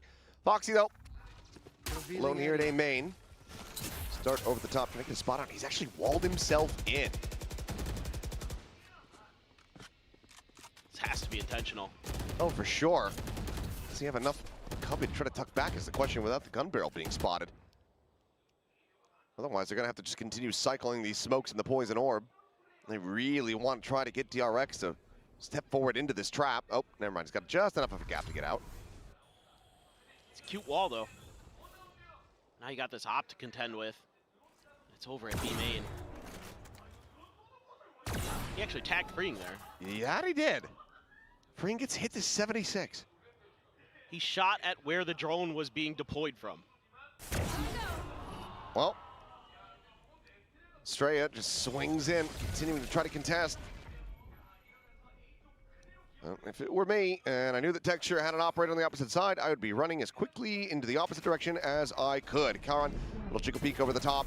Paranoia towards Yard. Hyunmin trying to dash in, trying to find something, and does instantaneously take down Foxy9. Munchkin at the same time, though, trying to hold it down the line. Karan gone. Hyunmin flashed out, flashback.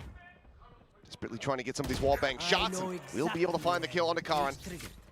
Sends out the near theft, picks up the spike. Tag into the rear. Spike can come through. But forced away, the relay bolt. Denying, the haunt, revealing. And he just doesn't have the time. Texture has the headshot, timeout call. Not working a treat, 6-1, Gen G.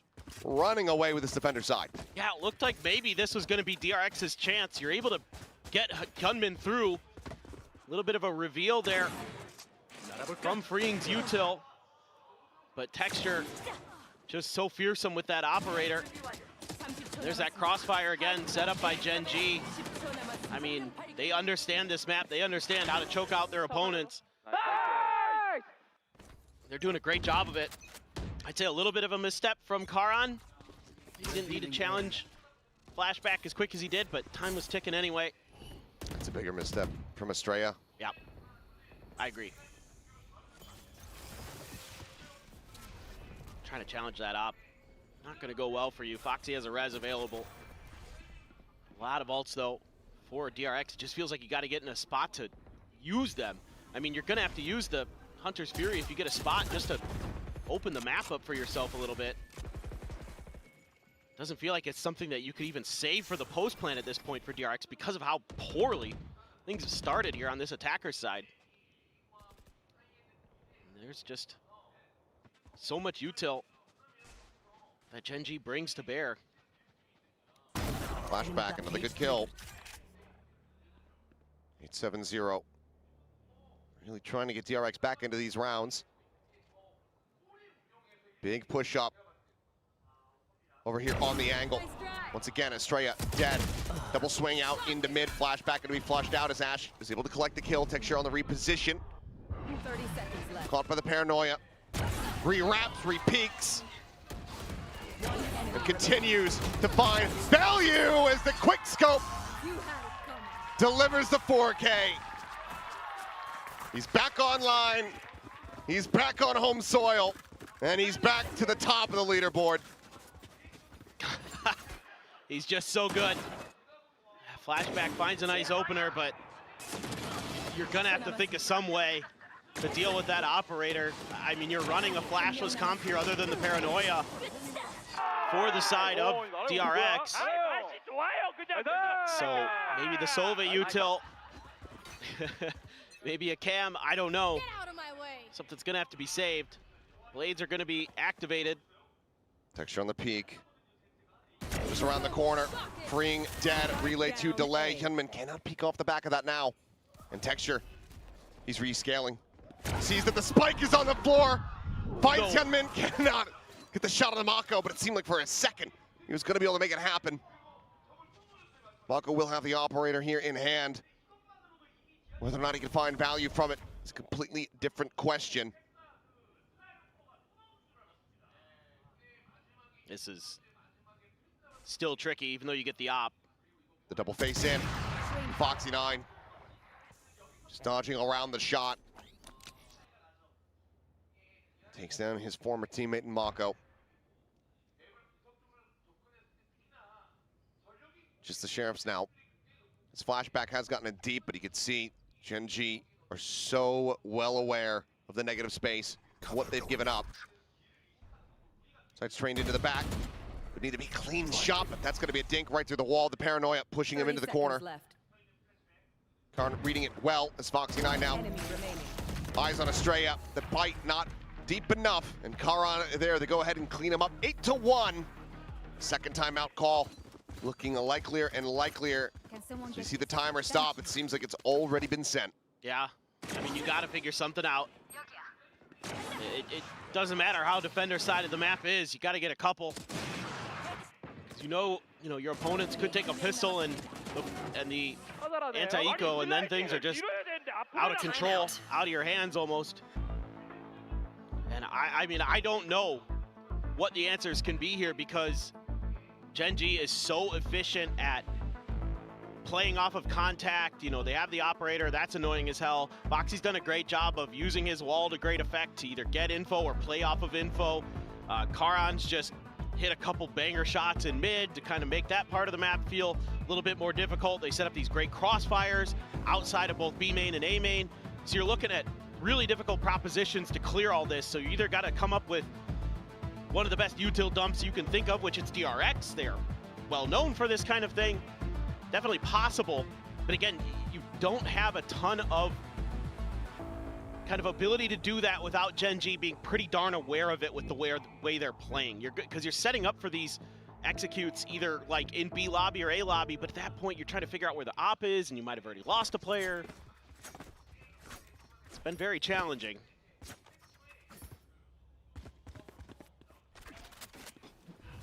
Credit to Gen G. Oh God, they're bringing 2 ops here. Foxy, one in hand. And given the money that they have, there's why not? Likely, yeah, another weapon behind this anyway. Just been holding on to the res. Haven't had too many casualties thus far. As Honk gets cleared out, Texture pivoting across, gets himself deep into mid. It's going to be a very far back play here from Munkin. Does get spotted over here in tower. Smoke now cycling over the top as Hunter's Fury looking for the kill, able to find it, freeing. Taking him down, fishing for a little bit more. Tag not found. Flashback. Playing the same position. Texture very wary of this. Looking to try to get rid of this Cypher. Shots now being set. They're both going to be thrown in. And Texture just trying to barrel stuff him with that off. Ash does manage to go ahead, scale forward, trades that one back. Ultimately though, DRX. Player advantage is theirs. Pit in play here on the site, looking for that second round win. Rez, however, brings Munchkin straight back into the action. Now the 4v4.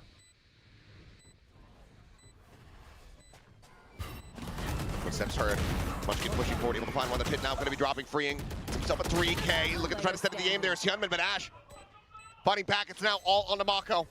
Smoke dissipating. And he's just right there in the open. Foxy9 instantly takes his head off.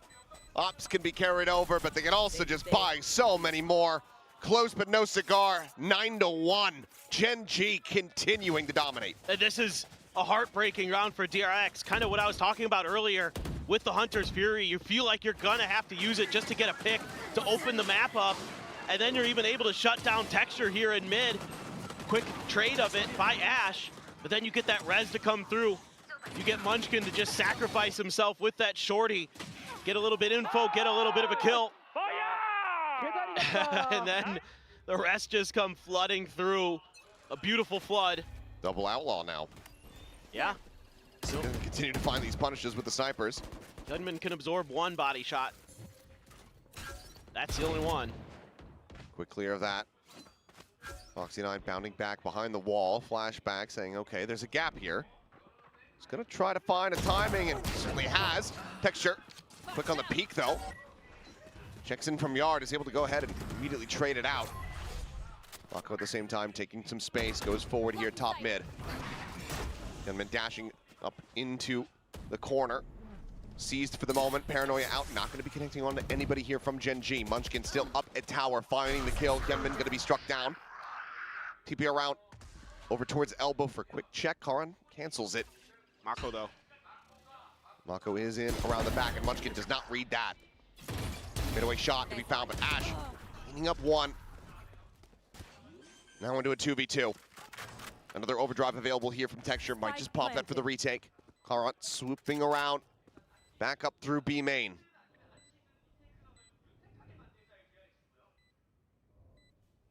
I think absolutely it's worth popping Texture's ult. Spot out, won't be given the opportunity. Karan now has to do it all, otherwise DRX looking to go ahead and finally secure the second round win, freeing, tucking into the corner. Karan not spotting him. Cover going out. Smoke set up. Turn back in, recon quickly cleared, doesn't get pinged by that. Swings out and just doesn't know which way to look. Mako from above, gets himself a 3K, and gets DRX another round win. Yeah, it's all about Mako in this round. Able to finally slip past the net and not have Gen G be aware. We saw Flashback do it earlier where he was able to get by, but that was seemingly all according to plan for Gen G because they were pretty much looking for it the whole time. This round, seemingly don't understand the mid-maneuver that Mako makes. And he definitely makes the most of it there. Getting the 3K, getting the round. You feel like maybe 9-3 is potentially doable with how defender-sided this map has been looking. I don't know if that's just because of Gen G's comp or not.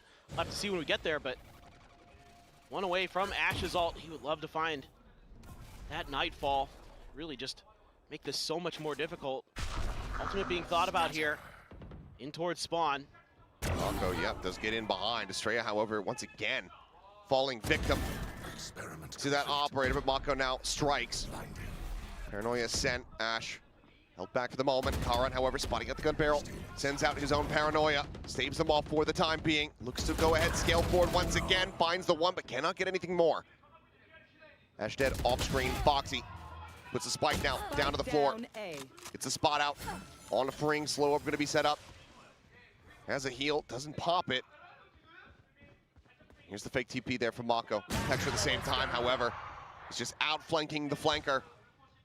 Mako dead, flashback felled. It's gonna be 10-2, DRX. Needing to run this back. Do what T1 did just earlier today. Otherwise, Gen G might just be sending us into map 2 very quickly. Absolutely, I mean, So when I look over to what DRX is going to want to do on this defender side, I mean, my big question is can the Cypher provide similar value to what the Sage does here with Foxy 9? That's one of the bigger pieces of the puzzle. Otherwise, you have a lot of the same kind of answers in terms of creating smokes, you know, covering mid, things like that. But it's locking off one of the mains or the other with the Sage, and it was mostly A that we saw Foxy doing it post pistol round. Are you going to be able to accomplish those same goals? But for Gen G, I think that's something you're going to be very aware of, looking for ways to clear that util early, bait things out. Now, you don't have a Sova on the side of Gen G, so a little bit tougher kind of get that job done, but certainly doable. It's the same kind of things that DRX is going to look to do that Gen G just did. Set up those crossfires, don't allow for those lurks, contain mid. Those are basically the only round that DRX was really able to get something going is when they lost mid-contain and Mako able to just sneak on by. Texture, please, Ace. Actually, never mind. Don't do that. No, don't you dare. You know what? Actually, no. The 4K is great. He's already got one. Yep. You're safe. As expected, I mean, the operator has just been so much of a thorn in the side here of DRX. Yep. 16-7-3 is Texture. It's just, he is the best op in the world right now. I don't think there's many who disagree with that. And that was a showcase.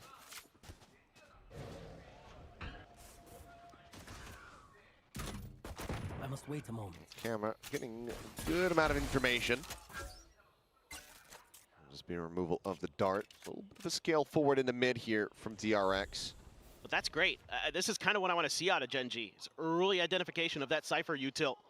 Dealing with it. Here's one of these crossfires, though. So annoying.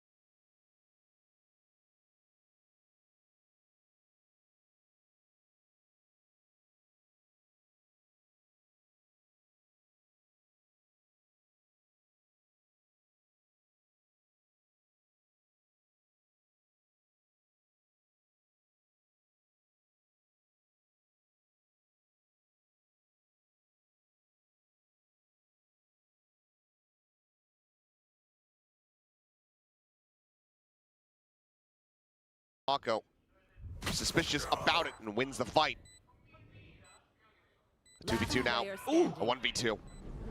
Hyunmin clean on the shot. Ash needing to reposition, but he's completely surrounded. Fights the first, turns back, but Mako gets it done in the end. Would have been one hell of a clutch there from Ash, but DRX win the ever important pistol. They take the first step towards trying to get a run back started. Just close there. Gen G, I mean, on this execute, have got a lot of these angles read, have got a lot of the problems dealt with. I mean, Hyunmin, though, just so ferocious with this Sheriff. Hitting so many nice shots. This should have been that right there. Just a bit of a whiff. And Ash is in a lot of trouble, so I think the only thing I'd reconsider there for Gen G is that post-plant setup. Kind of just looking to take those individual fights, and DRX wins them. They're going to come through some pretty potent firepower. It is only going to be Munchkin actually this time. Sometimes you'll see... Where's that damn camera? Where is it? It's somewhere in the corner. It's hidden. We know it's there. Ah, whatever.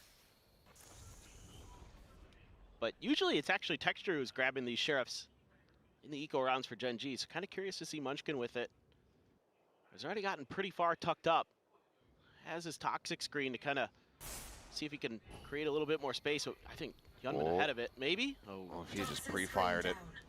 Drone coming up over the top, and there is no rescue available. So there you go. Sheriff left on the floor. Orb's going to be taken here. A little bit of spam out into main. Mako able to scare them off. Just looking to try to brute force your way somewhere. Pring rewrapping. Nice maneuvering in that smoke. 30 seconds Waiting for the left. timing. Smoke now recycled. Keeps it quiet. When does he decide to go? The answer is now, but Karan still watching behind, is able to find that kill. Spot out, and Karan puts the Spectre to good use, and suddenly start scratching your head. Time is not really there. Estrella needing to try to hold the line, but Karan is just full sprinting and running them down. Spike now planted. Mako down to 75. Barrier created. Wall cuts off elbow this time around.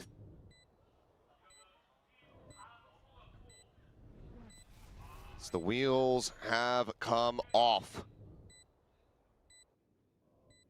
Ultimately, I think you might just have to save. Yep.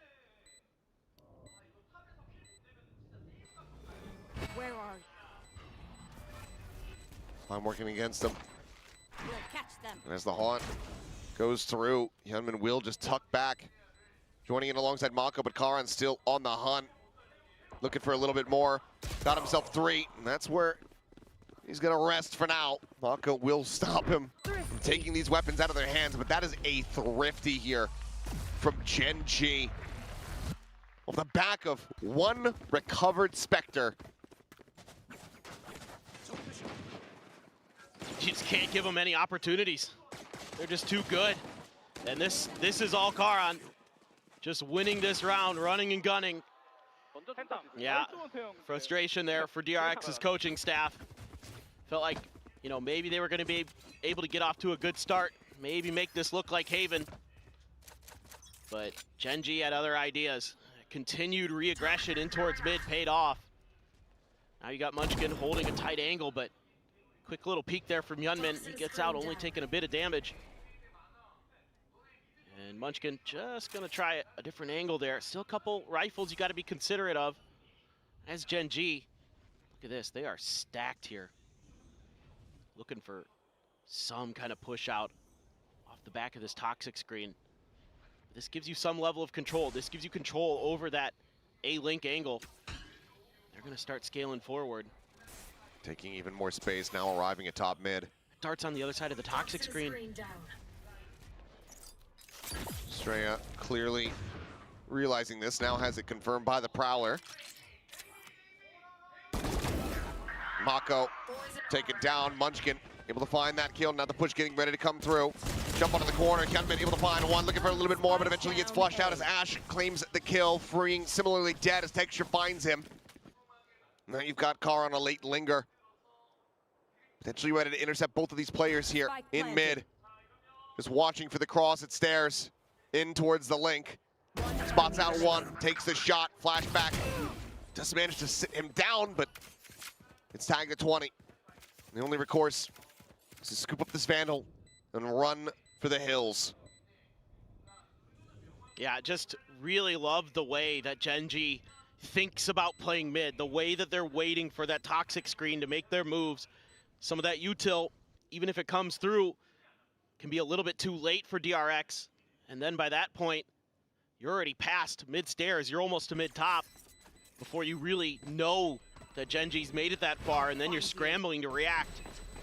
Gen G there also using the Neon really well. I'm starting to really like the Neon here as the choice of duelist on this map. Quick rotations, you able to kind of break those angles a little bit better. You have Things like relay that. bolts to try to go ahead and clear corners. Yes. And that's why I'm a little bit puzzled to see the Jet in play here. Because this is one of the last duels I kind of anticipated to see on this map. Agreed. Felt like it was going to be Neon, Yoru, maybe if you're going for a bit of a double duelist setup, but Raze because you have Boombot as well as Pain Shell to clear out some of these hard angles. Yep. Opting to go for the Jet, and unfortunately for Hyunmin, it's a very rough game. Yeah, I feel like Jet and kind of Waylay probably going to be the hardest to make go on this map. As far as the duelists go, I think you're seeing why Gen G. Well, It's been a rough go of it, and it continues to get rougher. Texture just able to find the shot through the wall. Smoke going to be cycled in. Still taking some pot shots here. Gen G look to bring this to a very quick finish. Oh, well, Mako, just a snappy. Yo. That was pretty nasty. That's a bulldog too. Can't be him, the Mako. Hell of a shot to give Texture another death. Ping reveal on the Foxy 9. Mako more than happy to just stay tucked and try to maintain this passive control. Munchkin at the same time dead. Mako now swinging out, striking. Foxy going to be good for the kill. Spike down mid. Karan ends up getting taken out. It's now all down to Foxy 9. 4 bullets remaining here in the mag. 2 players with barely any health to speak of. Sends the heal here on himself. Does have the spike under his control. 30 seconds Reading left. this late push here, but pulls off the angle. Not sure if Astray actually I think caught he a saw him. glimpse, though. It seems like no. He pinged the other link. Looks like they're going to try to split things up a little bit, though. He walls off back sight. Going to be in with a real chance, so there you go. Locks himself in towards yard. Spike now planted. Flashback would have to break this down. Might just play it quietly. Might just try to go for a cam setup, get some information to feed over to Estrella. But Foxy in with an opportunity to try to bring this map to its conclusion right here, right now. Slow orb's going to be sent. They have to double face into him. They split them apart. No. Snappy shot, Estrella. Doesn't give him the chance to try to bring this one to an end. And DRX hold on by a thread. Yeah, this is one of those rounds where you're seeing better fundamentals here from DRX in terms of holding the crossfires, you know, being disciplined with those angles. This is just a little bit of a sucks to be you for Yunmin. God, that is disgusting for Mako. But yeah, working their angles really nicely, setting up the crossfires in mid. Kind of more of what Gen G was doing to them on the other side of the coin. Like that, playing right off that camera, just in case Foxy had tried to clear it. They were going to be quick to try to get that last player dealt with. Haunt up and over in towards mid. Scanning ahead. It's going to open up a little bit of the map for them, freeing in response. Sends out the recon dart. Deploying drone. Don't know where that went. Drone not going to see. Oh, it is going to see a lot. That's a lot of info. Yeah, spot out on the 2. It's going deep enough. No one ready and willing to clear that. So decent amount of info going to be gained here for DRX. Granted, the Gen G has just continuously played around this mid. Doesn't really tell them where this is going to end up. Could use a Nightfall either to clear A site or just clear top mid. Smoke off on the window. They're making noise. A little bit being made as there's the Nightfall, there's the Paranoia. Texture sliding forward, looking for the punish, has the relay bolt connected, but freeing, able to just hold down M1. Stays alive, and you can see how much of that was just decay. Estrella now getting involved as freeing finds a second kill. Ash on the floor. Foxy and Munchkin to try to clutch this one out. The res is available. Now, maybe a little bit more likely to try to come through, but Tailwind forward gets ahead of the potential wall setup. Foxy 9 now dead. Spike here on the ground. Munchkin would have to kill 3.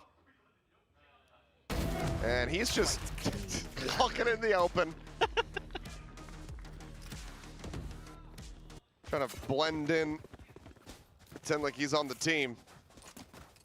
And he sussed it out. DRX now up to 5. It's again, not a bad idea. Oh, the stun was not actually bloomed yet. So freeing, he peaked just a little bit too early. Freeing wasn't quite in the stun state yet. Timeout. It's a little bit of a misplay with the util there. Still off the back of the Nightfall, you're thinking you're going to be relatively A-okay, but yeah. Gen G, though, going to be thinking about this. You know, one thing I wouldn't mind seeing is a change-up in the way you're using the smokes. So what you could see is instead using the Omen smokes at mid and changing where the toxic screen is going to go. Trying to toy with your opponent's mind. Kind of play it a bit more like Split, where you're going to maybe cut off, you know, A or B. Try something a little bit different. I mean, I get why they're doing the early toxic screen. Both teams have done it, right? Because you want to take that mid control. It's so important on this map, as we're seeing for the attacker side. It's really crucial. towards breaking open that map and getting some rounds. Gen.G's been a little bit better at it for sure, but DRX is now starting to kind of stabilize, kind of figure it out. So it might be time to just show a little bit of a change up eventually. It doesn't have to be this round. But I wouldn't mind seeing something just a little bit, you know, to get it in your opponent's heads, to get it in their minds. Maybe you're trying something a little bit different. But this is an eco, so, or sort of an eco, half eco. Let us hunt. Operator for Hunmin, though. Gen.G started off the second half here by basically closing out a Thrifty. Hunmin, however, with the op, able to go ahead and find some value. Take flight. A little bit of deja vu of Duelist with op kills, Viper outside B. I'm out of here. This time to the benefit of DRX rather than the disadvantage. You just, now you got to use a bunch of util to clear this space. I mean, Considering it, but yeah, I don't know. seems like the call is to leave him dead. Just grab the Vandal, leave the corpse behind, Texture, and be sliding forward and freeing. Not able to find the second kill. Estrella similarly going to be flushed out. Wheels starting to come off now here in the round for DRX. Knives popped. Player advantage is theirs. And gets spotted. Kill can't be collected. Tap of the plant. Paranoia sent. Bouncing around the back here, hits Hyunmin, able to find the headshot, and Mako cleans up Texture. 12-6, DRX halfway there to try to deliver an overtime. Yeah, I mean, there's so much to worry about in these post plants, especially without the Sage for Gen.G. Or, you know, any of your smokes either. Makes it very annoying. That's a tight angle. Hyunmin puts to good use. It looked like maybe might be a moment here. Like the instant pop of the blades there for Hyunmin. Still feeling like they've got a chance. For sure. This map looks extremely defender-sided today. Gee, considering a very fast hit, it's just going to be counter spam up from Foxy9, able to find Estrella. Karan now TPing forward, gets himself up into tower. Mako's position going to be noted here by the Prowler. Finds one through the box, but then Karan peeks out, finds the elimination there, and freeing similarly dropped. Hyunmin flashback, now needing to do everything in a 2v4. Push from tower, the orb. Blooming once again, cutting off that vision. Flashback sticking around. It's a smoke forward. Karan holds it well. Hyunmin gone, flashback, picks a lot of places, able to find Karan, but still needs so much more. What a return to the stage it would be if he was able to find this clutch right here, right now, to try to keep things going. Get some wind back into the sails of DRX, but at the moment, Gen.G, they're just playing with him. Whoa! But he hits an ungodly transfer with the ping reveal. He scales forward before the neural depth can come in. My goodness. Flashback. Not missing much of a beat, it would seem, in his absence. Nearly makes a go of that. Nearly leaves our jaws down on the floor. But in the end, Gen.G, they do close out the map. Yeah, our first look at Corrode here at Pacific, and, you know, feels very defender-sided, man. But I think, again, some of the agent choices here for Gen.G, a little bit better read on their attacker side in terms of how to approach the map overall is what gave them the edge versus DRX. So some things to consider. Like you mentioned, I'm not so sure about the Jet. I really like Neon on this map. I think that's a really solid overall choice for Duelist, and I expect to see a lot more of that from other teams going forward. A double Duelist, I think, could work pretty well on this map, potentially, too. But Viper seems pretty key for that mid control. Those are the bigger takeaways that I'm seeing here so far. Double controller, very, very important on this map. There's just so much space to cover. For sure. Well, a little bit of a rally back. Maybe the gears starting to turn here for TRX, but they elected to go and take us here to Corrode. Now they're going to have to contend with Gen.G on their map of Haven, which has been pretty rock steady for the Tiger Nation. All things considered, though, Gen.G, they end up playing it safe a bit here on Corrode. It works a treat. We'll go ahead and send it back over to the analyst desk, though, to get their thoughts. Well, I think Gen.G was really good on Corrode. You were definitely onto something big time also, saying that Gen.G allowed Corrode through for a reason. But Pilsky, what do you make of this? I mean, oh man, DRX, that attacking side was super rough. Like, I think it's almost a bit egregious to pick Corrode into this series and then play an attack side like that. Like, they were just dry contacting into everything, getting picked apart. The op was absolutely destroying them, and it just really didn't look like, outside of DRX finding some success on the dry contacts and actually being able to turn it into somewhat of an exec, that they had really that many ideas on their attacking side. I think this needs a rework. Yeah, I felt like they were trying to get cheesy with this pick. You know, that's the best way I can describe it, is they felt like, well, Gen G won't have had any time, so we'll go ahead and pick this, and we'll just beat them because they don't know, they haven't played as much of the map as we have. But I think Gen G found a great answer for the first time you're able to play this map in an official, and yeah, DRX, just the ideas did not come to fruition. Yeah, I do also like the return of Flashback. I think Flashback was pretty critical to any of the round successes that DRX was finding.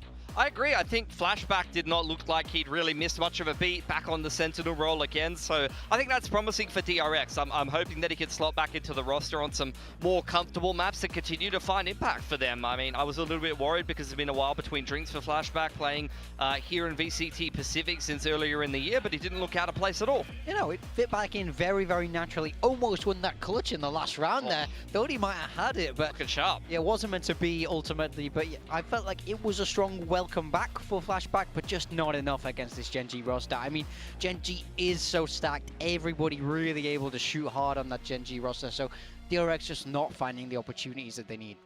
Now, we were looking at the agent comps briefly before we went into the first map of Corrode, and it looks like, you know, the Korean teams are just sticking to the foundations of Valorant. But I think what we really liked was the Sage use on Foxy 9. I mean, first time we've seen a Sage and a Sova on Corrode. I don't think the Sova really was great. I mean, they were darting to take A or B main in various forms on attack for DRX, but I don't think that the drone was enough to push the Neon off some of those info lines. They had to dry contact a lot. I think the Fade was a better fit in terms of that init slot, and Ash was playing a phenomenal game, so I think there was a bit of an init div, both in terms of choice and in terms of player performance. But I agree, the Sage from Foxy 9, I don't know if it's necessarily because the Sage is really good, because it's very choke pointy on this map, and we have some replays to look at as well, you know, to kind of illustrate both of those points.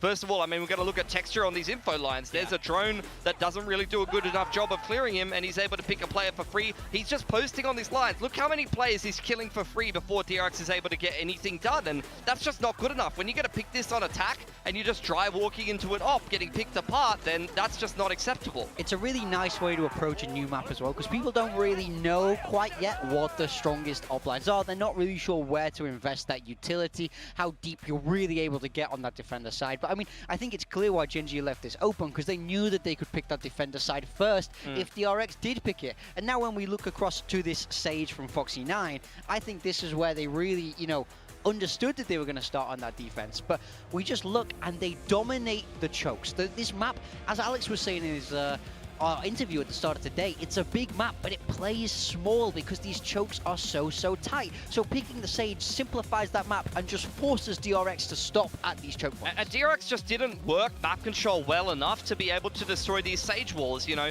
on maps where you're more familiar with the Sage being on the map, you know, you're going to take your time, you're going to default out, you're going to break the wall, like on Split, for example, where we always saw the Sage wall in middle. You're going to break the wall, you're going to spend some time, but unfortunately DRX, they really didn't get enough map control to be able to deal with the Sage wall well, and unfortunately a lot of the time they ended up just getting absolutely crushed in the choke points by either a Sage wall, or they were trying to execute into a slow orb here, and they just get completely cancelled by one piece of utility. And you can tell DRX don't have the reps on this attacker side yet. They don't know how to work the map, bait out all of this util. But yeah, but then Foxy 9 starts like doing these fake walls and kind of walking in front of it. I feel like Sage is a great pick almost always when the map is new, because you can simplify it to your needs and slow down these hard bursts that people tend to be reliant on until the map is a little bit more figured out. So I really do like this approach from Gen G. Yeah, I'm curious on your opinions now that we've seen this early take on Corrode. You're saying this is a good agent to start with here, but as we mature more into Corrode, would you say we should be keeping the Sage? I think we need to see how teams deal with it, but I think it could be a decent pick. Like, you even saw it on attacker's side there, the wall in towards Heaven. You saw some progression orbs into Heaven from the Viper as well. I thought that was very strong. That makes the retake a little bit harder for the defenders. MVP going over here to Texture. This dude was just absolutely doming with the op. He was having an easy time on defense, just posting up. It was great to see, but look, yeah, we'll see if we get some more Sage, because that was the first Sage in an official we've seen on Corrode, and it absolutely destroyed DRX. They did not know what to do against that. They were at the point where they were double opping on both sides of the map. Why would you not? Yeah. And he was slide opping. I mean, they didn't win that round, but it was still kind of insane way to bounce back. DRX just had nothing to deal with it. They were like, there was a drone, and there was a dart in A main, and that was it. And then they were like, I guess we got to try to shoulder the op, and they were getting picked. Now we are going to be going into map 2. So DRX picked Corrode. That did not go in their favor at all. But as we go into the second map, how are you guys feeling about Haven? You gotta feel very confident for Gen G. You can see this is a map that they pick heavily. If you go back and look at the results all through Toronto, some of the other events we've got going on, they are on a streak on this map. They're beating everyone from every region on this map. And if you look more so at DRX, they've been copying the Gen G comp most recently on this map and trying to play like them when Flicker was, floating around the roster a little bit, being a little bit less consistent from them. So I think Gen G are going to be feeling very confident that they're going to be taking this series 2-0. But look, we'll see what DRX do prep for us here. I mean, Gen G just love this map. Since swapping from that Teo to the Sova, they have gone absolutely flawless in all of their officials on this map. So the mountain is big for DRX, you have to say. I mean, I think that there is a lot... I don't even know how to word this, to be honest. There's a lot they have to do to beat them today. I do think the one thing that they kind of have going for them is Gen G play the same way. They're going to know what they're going to see from Gen G, but that doesn't seem to matter because people don't seem to really be able to stop Gen G, even with full knowledge and information. I want to see what DRX is going to bring into this map, because if we remember the last time we saw them with Flashback, they were playing double duelist. Flashback was playing a Neon running absolutely everywhere. He had Hyunmin on the secondary duelist. That's definitely something they can flex back into. It's a look that we haven't seen from them in quite a while. I think that would be way better. That's really what I want to see. I think just taking Gen G's style, taking that Viper from Gen G, you're not going to do it better than they are. Play to your own strengths, play to what's unique for you. That's what I would like to see from DRX. Well, we are going to need to see it from DRX, or we're going to get another 2-0 today from our Masters winners. And here are the comps. Yeah, your tone tells me you're not thrilled. Well, we are going to get a mirror. The only difference being that Flashback will play Cypher and Foxy9 will be on the Killjoy. Gen G doing what's tried and true for them, what they're used to. DRX, once again, running the same comp that they were running with Flicker in the roster. He had a great debut on the Viper. It's going to be up to Estrella to play that Viper, which, look, he didn't look fantastic on Corrode. Hopefully he's feeling a little bit more confident, because if he's going to need to have a Munchkin-esque performance against Munchkin himself. Yeah, really need a bounce back there, but I'm not sure anyone can do it better than Munchkin. It's an uphill battle here for DRX. It is definitely an uphill battle, and you can see why all the talents have picked Gen G today. We're going to send it back to our casters for Haven. It's up to you, Achilleos and Paper Thin, to take it away. And that's exactly what we shall do. DRX going to be reeling after the loss there on Corrode, maybe thinking they were going to have the upper hand, saying, okay, got back a little bit sooner, we have a little bit more rest, a little bit more prep time to try to get this map ready. Well, Gen G, I don't know. I don't know how much practice they really got on the map, but they clearly look very well in tune with it. Now we go over to Haven, which has been a mainstay for Gen G. Yeah, it's a map they don't need much practice on. They are very efficient at this. Trying to bait out early contact here. Estrella going to be backed off, looking for that Cypher util. Going to get identified by the cam. That's going to be Texture's go signal to just back off, try to figure out another angle of attack, or at least create a little bit of presence somewhere else, see if they can pull some attention. DRX, though, I think pretty aware this could have been a re-clear of Garage. I thought maybe that might be where Gen G ends up leaning, but looks like B may be the actual answer, lining up for some shock darts to clear any trips that could be in there. All going up, smoke blooming here at the front. Door shut in Gen G's face here for now. Sights now shifted towards C. Tripwire going to be set up on the exit of the garage. Paranoia, well, Texture just slides right under that one, and Hyunmin is able to find the kill, but now the bite out from Munchkin finds Freeing. Flashback once again, Spike down. needing to do wonders here for the team, but cannot find that second shot. It's just going to be a tiny bit of damage as Ash goes down to 70. Suddenly Mako, Planted. the last one alive, all weapon upgrades. Effectively a world away from him. Unless he can find one there within the enemy poison orb. Trying to take it one step at a time. But now spotted out. Paranoia clears the one angle. Munchkin just spamming across. Goes down to 48. Mako pulls back away, avoiding the shock. Breaking this is nigh impossible, especially with 20 HP. The turret now a threat in its own right. Will swing out. Ash will claim it. Gen G. 2-1 in pistols. Yeah, it's just so hard to deal with. You know, Texture is just driving on in there. Pedal to the metal. Karan's following right up, and even though he dies for the cause, Karan so willing and able to gain that extra space, get those extra couple kills behind the sacrifice of his duelist. Then the follow-up, very, very nice. Gen G, very, very fired up. Want to just close this series out. It's full classics. Ping reveal onto Munchkin. Mako. He is just fully strafing forward here into A lobby. Tucked into the corner. How much of a read on this does Foxy have? Seems like a pretty decent one. Yeah. He's checking for the angle there, but Mako has since backed away. At the same time, Estrella dead. Pen weaponry. As Munchkin does manage to find one, Freeing dead on the B site. Chances of a Thrifty very rapidly dwindling here. And now you've seen nothing over at Long A. So you're going to feel comfortable to make that your final destination. Munchkin just going to try to hold a tight angle, but it's been pinged. They're aware. Doesn't matter. Quickly, it's a shutdown. Being flanked, but Remaining. hip fire Marshall. Accurate as ever. Toxin screen And down. Munchkin does read the potential push out of B quite well. 30 Keeps seconds himself left. protected. Hyunmin now. Spike planted. Spike in play. Does he try to get damage? Does he try to get a kill? Or does he just go down the spike slash texture? Seems like it's going to be Ash. Not one of the options that I listed, but there you have it. 2-0 start, flawless fashion. Gen G looking to show T1 PRX how to attack on Haven. Yeah, just that early spam there, catching a kill. Nice shot with the Marshall. So to readjust. And the no-scopes. Kind of funny to see Munchkin without a Guardian and an anti-eco, but still puts the Marshall to darn good use. And just so efficient. That's kind of their MO on this map. And now the reinvestment, given the money that they had because of the weaker weaponry.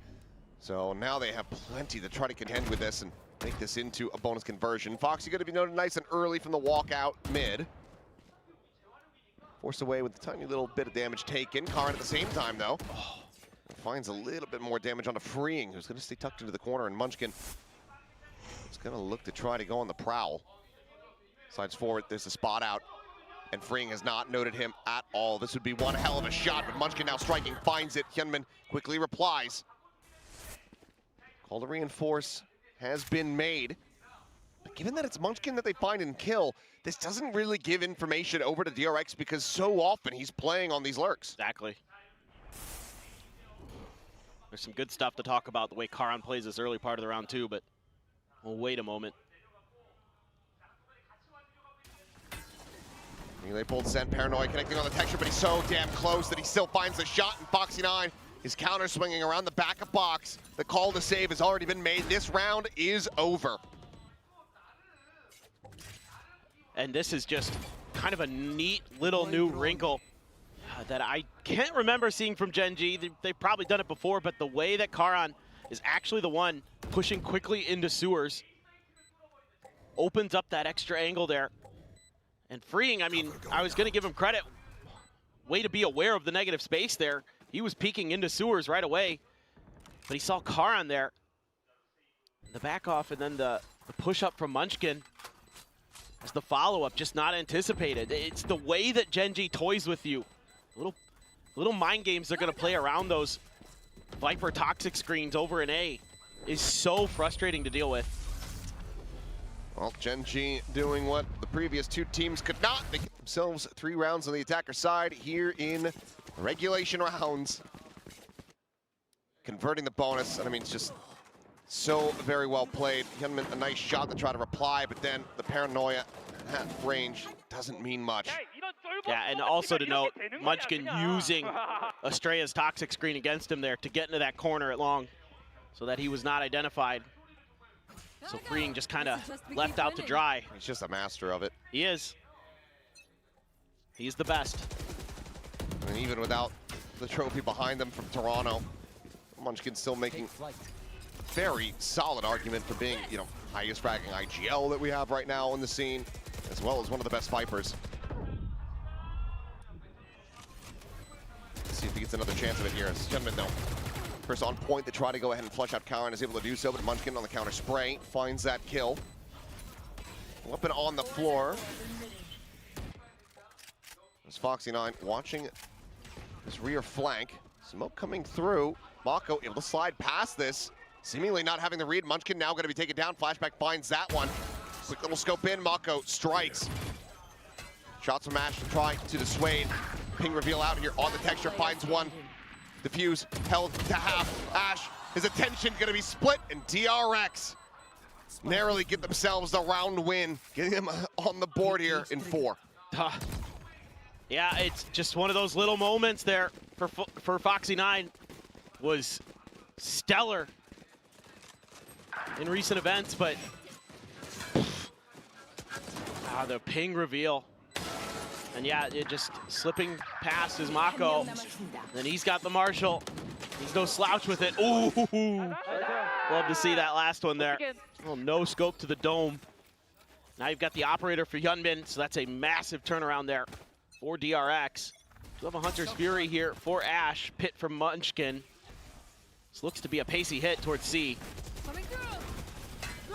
Fast lane sent. Hunter's Fury going to be sent out here. Ash trying to find some kills. Flashback fully caught up in the bursts. Ends up getting taken down. So the trade up is there. Gen G in control as the pit now gets invested from Munchkin. Playing forward here towards the defender spawn side of the site. But then you have this operator in Mako's hands. I mean, you can see them drifting away. Seems like DRX already acknowledging that they just have no recourse, no way to try to get themselves back into this one, so we'll just be going on the save. I love the play call here from Munchkin. Turn up the tempo again. It's going to be hard for them to defend against that Hunter's Fury as well. Just too much for Flashback to deal with, as good as he is. Get that pit down, get the round secured. Get yourself another one. And just instantly rip that momentum back away. But look at Freeing. Tucked into their spawn, but I don't think he's particularly hoping that anyone comes his way, and they will not. So we'll be able to hold on to this weapon. Already has a Hunter's Fury online, so there's no real reason to try to play for any kills. You're not really going to be putting a dent in Gen G's economy. So Operator will be carried over, but Gen G continue to stretch the lead here. This, yeah, great reveal out. Maybe a little bit too aggressive going forward in the back sight. Loses his life, but they have that second layer to make sure that it's traded. Yep. Now you got a Hunter's Fury for Freeing. He and Estrella at the moment, 0-4 each. It's been rough.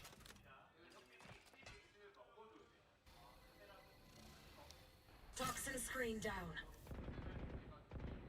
Ooh. Mako slotted forward. Munchkin, however, not peeking the angle at long, so Mako just gonna retuck. Foxy trying to find an opener. Does end up getting taken down, but Munchkin does very much the same. Quick pick, Mako dead, Poison Orb lineup coming in. Snakebite gonna be lobbed in as well, but this is all a little bit of a ruse. Trying to keep them interested on this A site as the spike still continues to get ushered over. So even though they've identified the operator, it seems like Gen G still going to favor their odds at overwhelming Hyunmin. I'm out of here. Texture going to go bounding forward, but the overdrive is available. Hyunmin immediately popping that here in response. Paranoia gets dodged, Freeing. Ooh, she goes out. Munchkin slotting forward here into backside. Shots flying from Estrella. Takes his timing and gets the transfer. Munchkin. Just looking to dominate them here. Finds a third. Neural depth invested. Ping reveal out. Trying to dance around this one, but Ash still holding his own. Flashback finding one. Texture slides forward. Gen G just not allowing for DRX to double up the round count. This is such a frustrating round to play against because of what Munchkin is calling on the board. It's the poison cloud into the snake bite over on A, the fast lane on C. It looks like it's gonna be a hit. You get the overdrive baited out, but the whole time Munchkin's just slipping into the back of B site and they have no clue. And then he finds the perfect moment to get that 2K.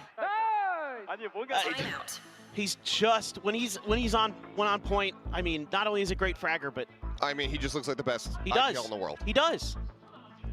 Rounds like that. It's just unbelievably well read. And I look at Munchkin from last year, this year, like basically ever since he joined Gen G, and I'm like, what happened? Yeah. Because I know. I mean, look, a lot of it's going to have to be to do with, you know, the coaching staff, Solo, HSK. Sure. Absolute legends in their own right. But when you compare Munchkin to his previous teams when he was on T1. Yep. Crazy Raccoon. I mean, Jesus Christ, he was doing some of the dumbest things that I'd ever seen over at Lock-In. And now it just looks like he just looks like a genius. He's been a genius. Well, I think you got to give credit to both him and the coaching staff for being able to harness that energy, right? Being able to control the chaos that Munchkin wants to naturally bring, and he puts in so much work. I'll say there, Estrella is trying to hold an angle. Lucky to get away. But he just reads his opponent so well. I mean, you could see it in the prep, right? The time that he puts in. And then he's still a great fragger somehow. Just, you know, sitting on his iPad studying VODs all day. And then he comes through and can just pop the heck off with some of the nastiest transfers you're ever going to see.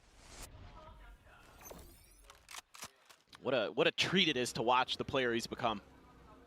Just an absolute joy. I don't know if that saw anything or not. Well, no, it did not. Now Fring knows. Yeah, it does get the spot out. How much more he saw behind Munchkin is kind of the question, though. Well, certainly should have seen more than one player. You would think so. But it is a weaker buy here, so could be a little tough even with the read for DRX, but ooh. Hell of a shot there from Fring. Desperately needed. His weapon's just going to be juggled back. Texture not wanting to give them anything for free. Yep. Chuck it off the side of the map. 30 seconds left. Mako peeking, shooting. Munchkin take it down. Great shot here from Mako. Quickly repositions to the top of the box, and it's going to be Hunman coming up with another one. Hip fire coming through. Karan striking back, able to find flashback as the Hunter's Fury goes across, but things are getting scattered, and Mako is coming out on top. The Thrifty going to be found all the same. Weapon juggle away or not, they will have their upgrades, and DRX off the back of the timeout call, get themselves a second round win. Yeah, in this round, Gen G's pretty readable. They don't make anything super confusing, and on top of that, DRX hitting some nasty shots with the Sheriffs and the Marshals. That headshot on a Munchkin from Mako in particular. Really a difference maker here. So it's been weaker buys that DRX has been able to find their 2-round wins on this defender side. And I think part of that is just kind of the confidence of Gen G to just sort of play a little bit more basic going up against those Thrifties, just thinking, well, our firepower could just get us over the line anyway. I think you're going to see a little bit more kind of change up in the methodology here for Munchkin and company. This time showing a little bit of presence at long A, but throwing a little bit of a different look into the equation, having Karan out front. Munchkin over there as well. Poxy trying to play with the front of B, seeing if anybody was going to hold that tight angle again. See if they could double down on it, but not really going to be available. And now you're just going to go and try and explore the map a little bit. And Gen G holding it really tight to the vest in this round. Not giving any info away, waiting out this recon dart. It's a very shallow one. Spring looking like he's well aware of that. Mako quick on the peak, quick on the kill. Texture going to be taken down. Paranoia at the ready. Sends it, and that's going to be Gen G. Staved off. Looking to reroute and rewrap. Seems like DRX starting to 30 get seconds left. decently strong understanding the tendencies here of Gen G. No util to be cleared, just going to be Estrella playing this hard 90-degree angle. Relay bolt to try to further delay.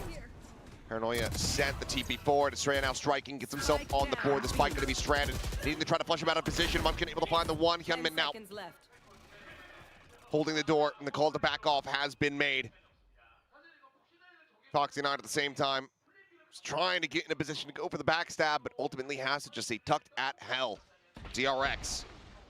2 consecutive round wins. Enemies close. Eyes up. Looking to still try to rescue this half. Yeah, you're seeing some really nice adjustments here from DRX and some of the tendencies that we've seen earlier. You've seen Karan be the one to TP. You know, you might be questioning why Estrella held on the snake bite so he doesn't give away his position. He recognizes the time on the clock, knows that if he takes down the planter here, it's probably round over. He's got Hyunmin behind him for a little bit of support, and they're reading these rotations really nicely, and especially with Mako up on that box, just completely thwarts the A hit from Gen G. Doing a nice job finding some of these mid-half adjustments. Trying to check forward. Munchkin sliding back into a main. Staying flush along the wall there by Sewer. Keeps himself safe for the time being. Bit of a big change up on the tripwire set up there from Flashback. As freeing ends up getting caught. Munchkin quickly exiting. Kill found. The pivot starting to come through. Mako rather still going to be scaling forward, but Texture here able to find one. Jumps into the corner, slides across. Flashback does manage to hound him down.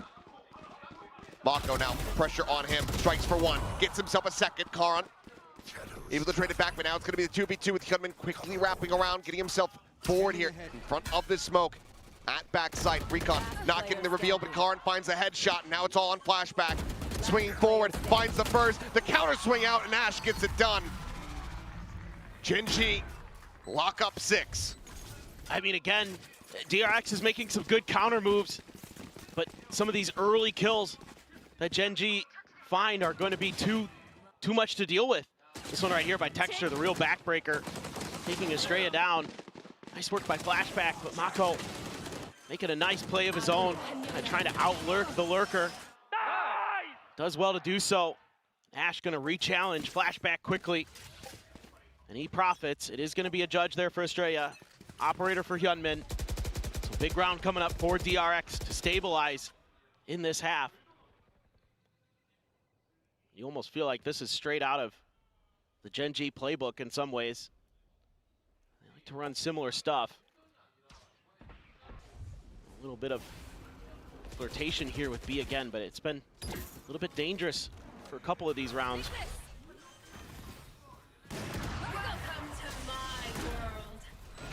It dropped in. Quick TP out. Avoiding the shock darts here is Karan. Estrella with a judge. Trying to play this one forward. Just frantic spam as util gets sent. Just regularly getting dumped in. Mako up and over the top here on site, spamming, trying desperately to find any kind of connection that he could get. Stray headshot is what he's after. He's not being rewarded with one at all. Foxy 9 at the same time, however, is able to find one. Estrella pushing forward, finding two. The judge ringing out, but the covering fire comes in as Ash just mows them down. Short into the face, Mako gets dropped, and Gen G secure a lead at the half with 2 more rounds to be played out. Yeah, this is such a tough round for DRX to try to find a way into that pit. You didn't have the drone, you didn't have the recon dart available initially, so a lot of time is going to get burned for DRX to try to find ways in. A lot of your util that you have available, try to find info, so you just got to start throwing bodies into it. And Gen G's, oh my god, just got a couple players on the back line who can spam in there, play off of some of those call-outs. And it's cool, calm, collected. Flashgift is looking so nonplussed. Yeah, he's just wants to take care of business. Maybe still tired, still jet lagged, just trying to play this as zen-like as possible. Push coming through here onto the corner. Karan able to go ahead, redraw the weapon. But now, evacuation notice comes through. Gen G saying, okay, you didn't get the spike down. Let a little bit too much time pass, so they've likely collected themselves around the B site. Show that they're a little bit risk averse, so now pivot, looking towards the A site. Mako, Marshall again in hand, gonna be looking to try to create some miracles here for the DRX team. Be coming in, shot, it's going right past the shoulders. You should run. Lockdown in play, but it's a very shallow one. Backside hell, all pretty much open for them to tuck back in.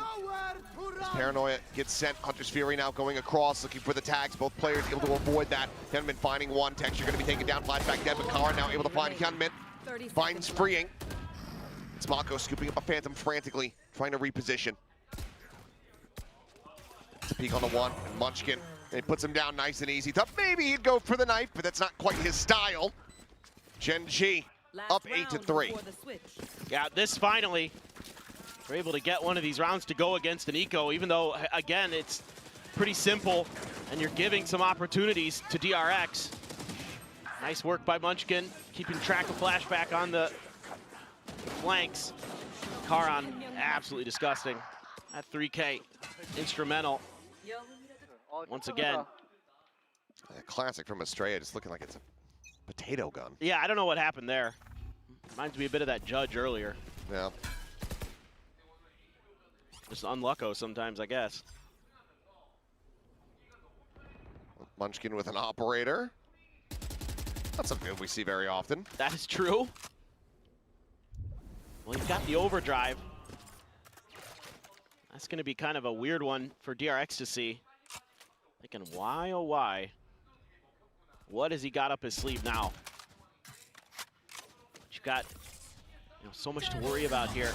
I like this. I like this response. I think the overdrive is being thought about.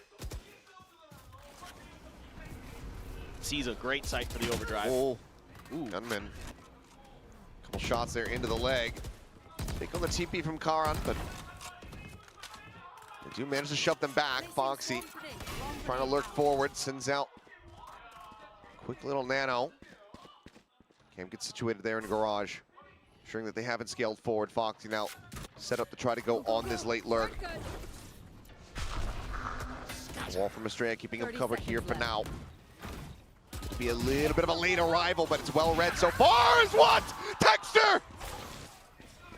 How's he done that? Mako finds the kill. That's all well and nice, but the B site, the spike's already been ushered over. Foxy swooping down, immediately dispatches Estrella. Mako needs to do so much, but cannot do anything at all. They're all invested, but Flashback is just staring at 4 enemies. There is realistically no hope whatsoever. I mean, good God.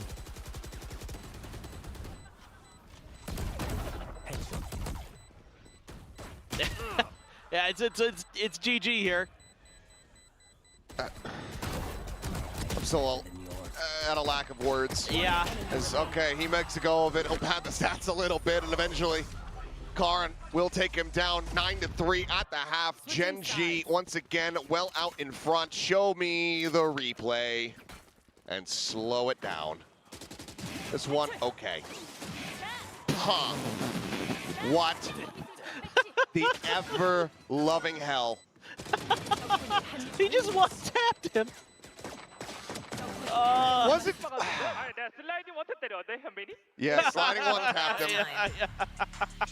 Was it Texture? I don't remember who it was, but I think that one of the only other kills that really comes to mind of being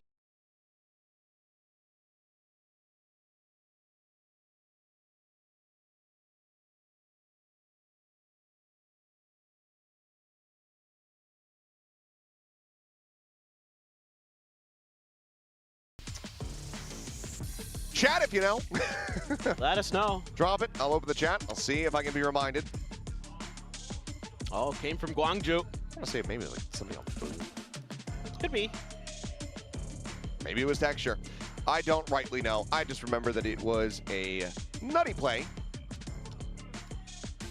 That right there was just, it's just unfair. I mean, the corner of the box as well. I know, and he's getting 2 kills, and it's all just a fake. It's all just a ruse to make matters worse. Yeah, well, never give up, DRX. Yeah, it's certainly gonna need to claw their way back into this one for sure. Well, people are telling me that it was in fact texture who did that. So it was. There you go. He's filthy. And he's having a relatively quiet map. Yes. But he's still just sometimes pulling out kills like that. And now, DRX needing to follow in the footsteps of T1 to get the run back, though they would like to avoid overtime. Yeah, it's a key pistol round. They're being really cautious. Just so afraid.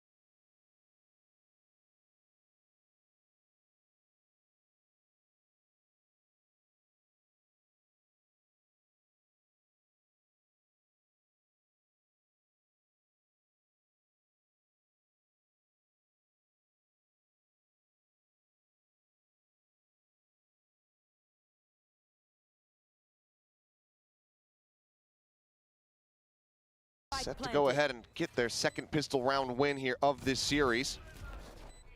The right step forward is Foxy9. Not sure which way to look as he drops down out of heaven. And DRX close it out. Yeah, so, I mean, this is a good read, though, from Gen G. They just can't hold the line. Some of those shots through the smokes. I think there was a reveal. Yep. With the util from Freeing. Sets himself up nicely, so a little bit of a kind of collapse in who's supposed to be clearing that dart. Just caught him in a weird spot. And there you go, DRX trying to find a way back into this. Certainly felt like maybe it was just going to be a quick day for Gen G, but I'll go with an Ares.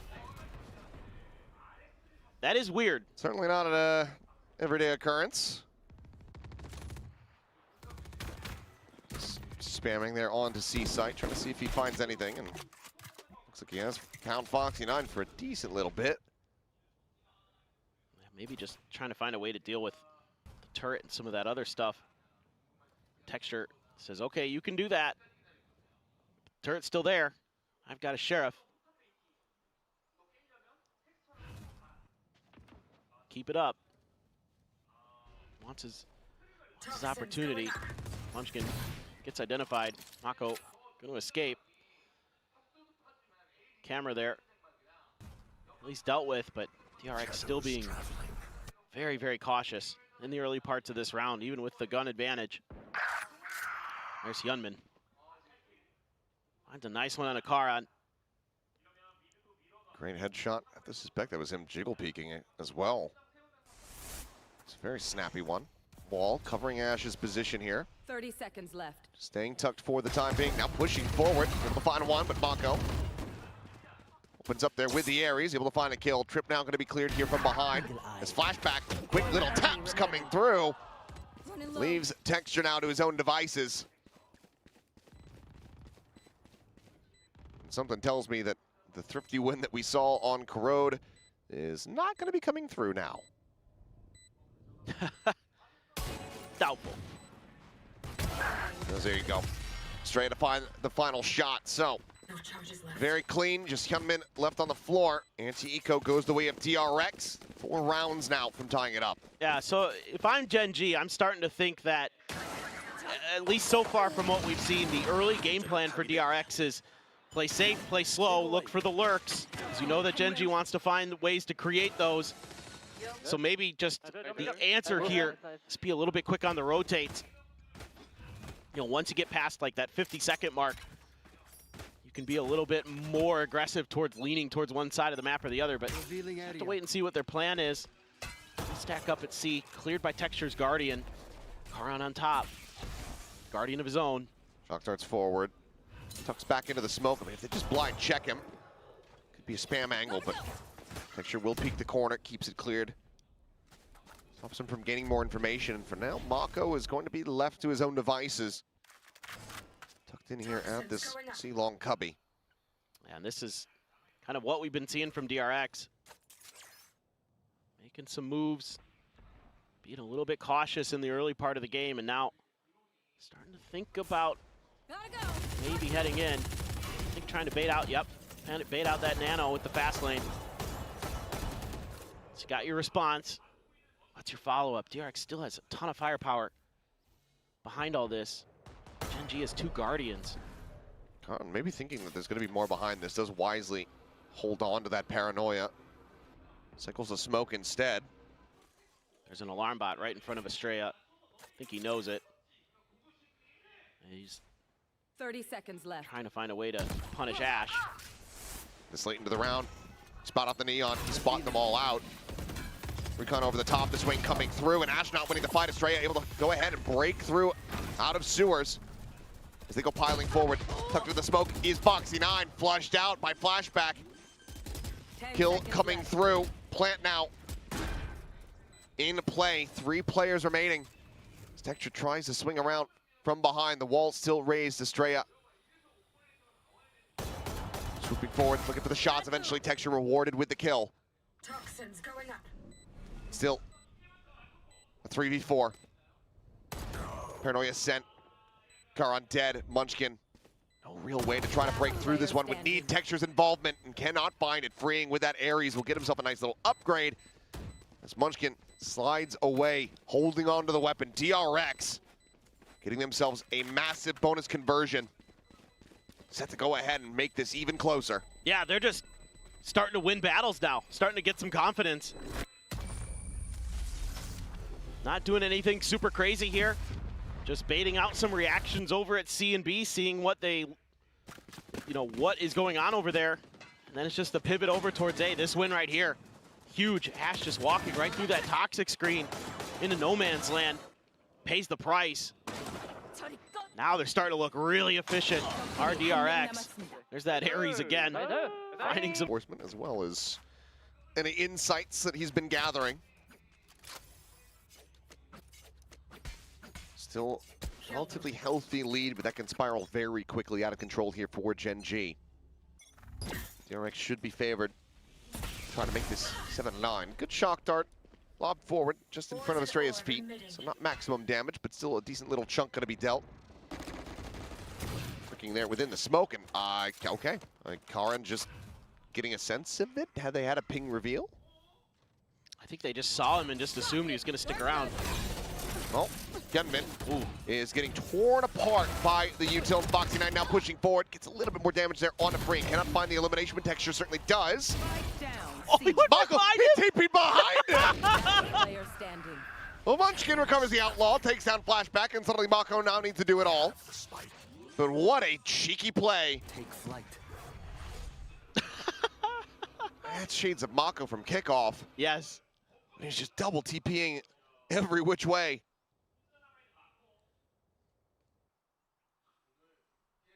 And he's going to try to make Gen G think about what he's doing, but you know, without the plant coming down, they can just wait this out a bit. 30 seconds left. He's not going to go all the way to A. It's either going to be B or C. Regardless, he's pushing in to an occupied site. Smoke over to C. B, still the approach. Munchkin pulls off the angle. Checks over towards that A connector. The plant now coming through, and he's right there, but Mako down to 10 health. Gets a spike in play, trying to set up here for the smoke, tucks back around the corner. Surely even Mako, a player of his caliber. Surely this is a bridge too far. The fuse being held. Gets it to half, the retap. Smoke dissipating. Karan protecting. For a second, started to believe, but Gen G, the back of the timeout call, will be able to make that round win come through as they hit double digits. But my God, did Mako really make us think that he's about to be undone. Just, you know, he's one of those players where you do believe that he could get it done, especially after that. Poor Texture just had no clue. Oh, what a pull. Just like he's just done it a million times. That's a thrifty. That's an operator. Cam set up, cleared, up now, confirmed in play. Shock that forward, gets rid of the nano here. He's in clear of the utils, the fast lane comes through, Paranoia towards back plat, but no one there to receive this damage. Foxy on the peak, ends up getting spotted out. They flush him out through the smoke. That was a mistake. Pretty critical one at that. Seemed like maybe Foxy thinking that they were going to be able to get a ping reveal off of that recon, but it was fully blocked off. Spring now pushing forward, takes the fight, finds a kill on a Munchkin. Keeps DRX in with the player advantage. Ping out, Ash finding one, brings it back now into a 3v3. Some spam from Mako, not really finding the connections. The slide forward from Texture. Catches Estrella. Pressure now mounting. Mako holding the angle, finds one, gets a transfer and flashback. Swings around on the flank.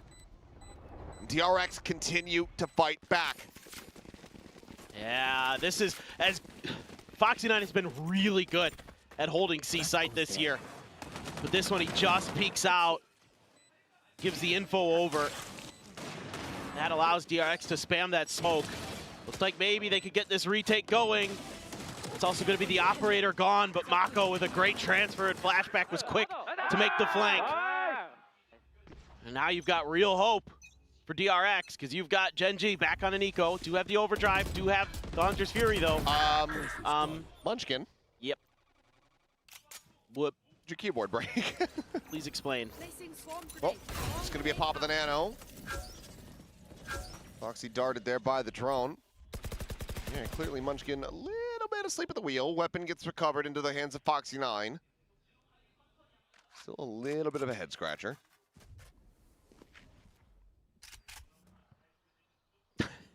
Well, just have to wait and see. Still have a couple Guardians. Sheriff, Texture looking for that moment when he can try to get the overdrive into their faces, but silence for DRX. Haven't made any noise in a little bit, but they're waiting here. Question is, Texture, do you just send the overdrive off the rip, or do you try to wait? Repositions. It does just go ahead and sends it. Tucks back around the corner, relay bolt and the Paranoia. Bolt going to be connecting. Texture immediately going to be collecting three. Foxy finding Mako there at backside. There's Mr. 4K on the hunt, looking for flashback. Is sat here within the smoke. The spam coming through. Foxy9 will be able to close it out. It's going to be another thrifty as Gen G get up to 11. 2 rounds to go. And that is obviously incredible from Texture. But watch the way that this Paranoia hits. Hits everybody. The smokes are so well timed here by Karan. Yep. Just beautiful from Karan. This, look at this. Karan gets an assist on all 4 of those kills. All of them. That is a crazy good round from your controller. All those smokes in the Paranoia is perfectly placed, perfectly timed. And it sets up your star duelist to do what he does best. Win you rounds. A huge push coming in here from Gen G. Full control over A lobby as Foxy9 going to be left on a little bit of an island, but they're just swinging right into him, and he's still managing to find 2, nearly 3. As things just go from bad to worse. Neural Theft getting the reveal, the tripwire further telling the story. Pit now in play, but this is an all-in gamble here from DRX. You have a Hunter's Fury here. Could use it to clear the pit. Drone to try to check. Paranoia going to be sent flashback. Noting the garage door. Takes out Munchkin. Some Frantic spray, Mako, a pixel spotted, but counter spams back. Texture gone, but Ash eventually able to flush him out. Enemy remaining. Push forward, Last flashback, player looking for that standing. 4K, cannot make it happen. The snake bite gonna be lobbed in. Ash swings, looking for the fight, but Estrella manages barely to win it out. Everything in the kitchen sink sent just about. DRX too narrowly managed to come out on top. Well, now you're going to be back onto an eco, which seems to be good for Gen G, but not going to have that overdrive to lean into. This looked like it was going to be round done. A 2 for 1, but a great counter lurk from Flashback. And the spam into the pit, not able to connect for Gen G. And Mako and Flashback holding strong. Estrella on the back end, able to get the job done. So hope stays alive here for DRX. Still have a lockdown for Foxy 9. They have the Hunter's Fury to counter for freeing. Just looking for the opportunity. Try to get these ults to go. Youngmin has the overdrive as well. Estrella looking for the same setup here. Relay bolt. There's the reveal and Flashback gonna be dead. Karan just finds him as Mako. TPing up into heaven. Does this go red? Mako searching, but eyes turned. Now he's been spotted. Look at the try to just pincer maneuver here into heaven, and Munchkin does arrive, finds him with the Stinger, swaps the weapons over. The counter spam out. Estrella tagged up, forced away, spike in hand, but sight access is denied. Gonna have to try a different angle. Just great awareness from Gen G. Good U-tilt from Ash. Get the identifications there for his teammates, so he can just make a meal of the entry points. Freeing. Just trying to sell a bit 30 of a fake seconds here to left. open it up maybe for Estrella, but Foxy there just uses util to buy a little bit of time, but has shifted him out of the window. Tucks back away, the turret, all these layers of util. Spike now being brought around here 10 into seconds B main. left. Plant onto the corner with just 2 seconds to spare. Coming through while freeing, trying to take point, trying to find anybody here on this linger forward. You tell that Karan is reading this incredibly well. Texture already in at backside, some shots ringing out. Hit gonna be dropped in, Estrella tagged low, finished off the pit, now blooming, freeing. Just backpedaling into Karan's line of sight. Gen G will have the defuse, and they will have match point. Yeah, just so in control of themselves now, are Gen G. It's been a little bit back and forth here, but DRX can't afford to have it be a back and forth. It has to be better than that. The ecos again killing them, but this round here, boom, just stepping on out. So ready for that entry is Ash. That is nasty. Mako's TP red. Might as well invest the ults. Just get it to go. Gen G just needs one more. Failure to make it over to Masters Toronto. The championship points, not really there behind DRX as strongly as they would like. Well, They need every single win that they can get. yeah, I mean, because you've had Gen G, PRX, and T1 doing so well this year, it's made it so difficult at the top to catch up in championship points. It is neck and neck up there, so you need every win. Every game matters so much. And this has been a real struggle for them, and now you have tons of ults. I mean, you're still holding on to the counter for the lockdown. But Ash has a Hunter's Fury that he can use at will. Certainly, he'll let it rip in this round if he finds an opportunity. Well, not from this position, he won't. No. Finds a headshot, though. Spike down. Found around the back, but no Texture's just holding down the side. Finds Hyunmin. Estrella does manage to go ahead and find that kill, but it is still DRX limping away from this A site, wounded. Going up. Still a lockdown available for Foxy. Yeah. He's just playing B, and they say, okay, well, we can play retake. Sova's dead, so. Flashback gonna try to reactivate this flank. Gun barrel gonna be spotted, and he has to hit this shot. Munchkin not able to slide away. Gets the spot out, but Texture just holds down M1. Counter spams him, only 8 bullets left in the mag, but he can just go ahead and take his IGLs off the floor. 30 seconds left. Oh. Timing if Foxy had just gone a little bit further forward. No util here to try to give them the early alert. Straya and Mako will be able to make their way forward here onto the side, but it's going to be with very limited time. Paranoia sent because they just have no idea about these enemy positions. Boxing out, free access into garage. Could just try to set up here for the lockdown to try to guarantee the win. What? Don't know. Texture, you can't keep doing that. It almost looked like he accidentally clicked.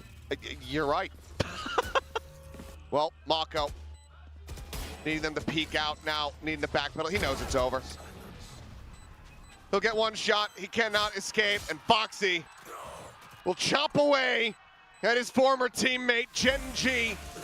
13-8, take down DRX here on Haven, getting 2-0 in the series. Yeah, a really interesting series. Got to see Corrode for the first time. Gen G looks good on that map too.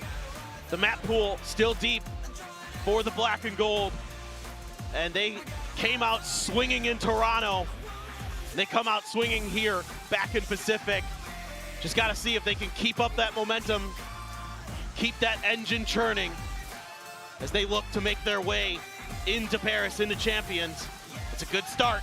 And it is. For DRX, clearly still some things to work on. Obviously, I think Flashback coming back to the stage after his absence, still looking like a very big bright spot, but there's still plenty to work through when it comes down to the team synergy here for DRX.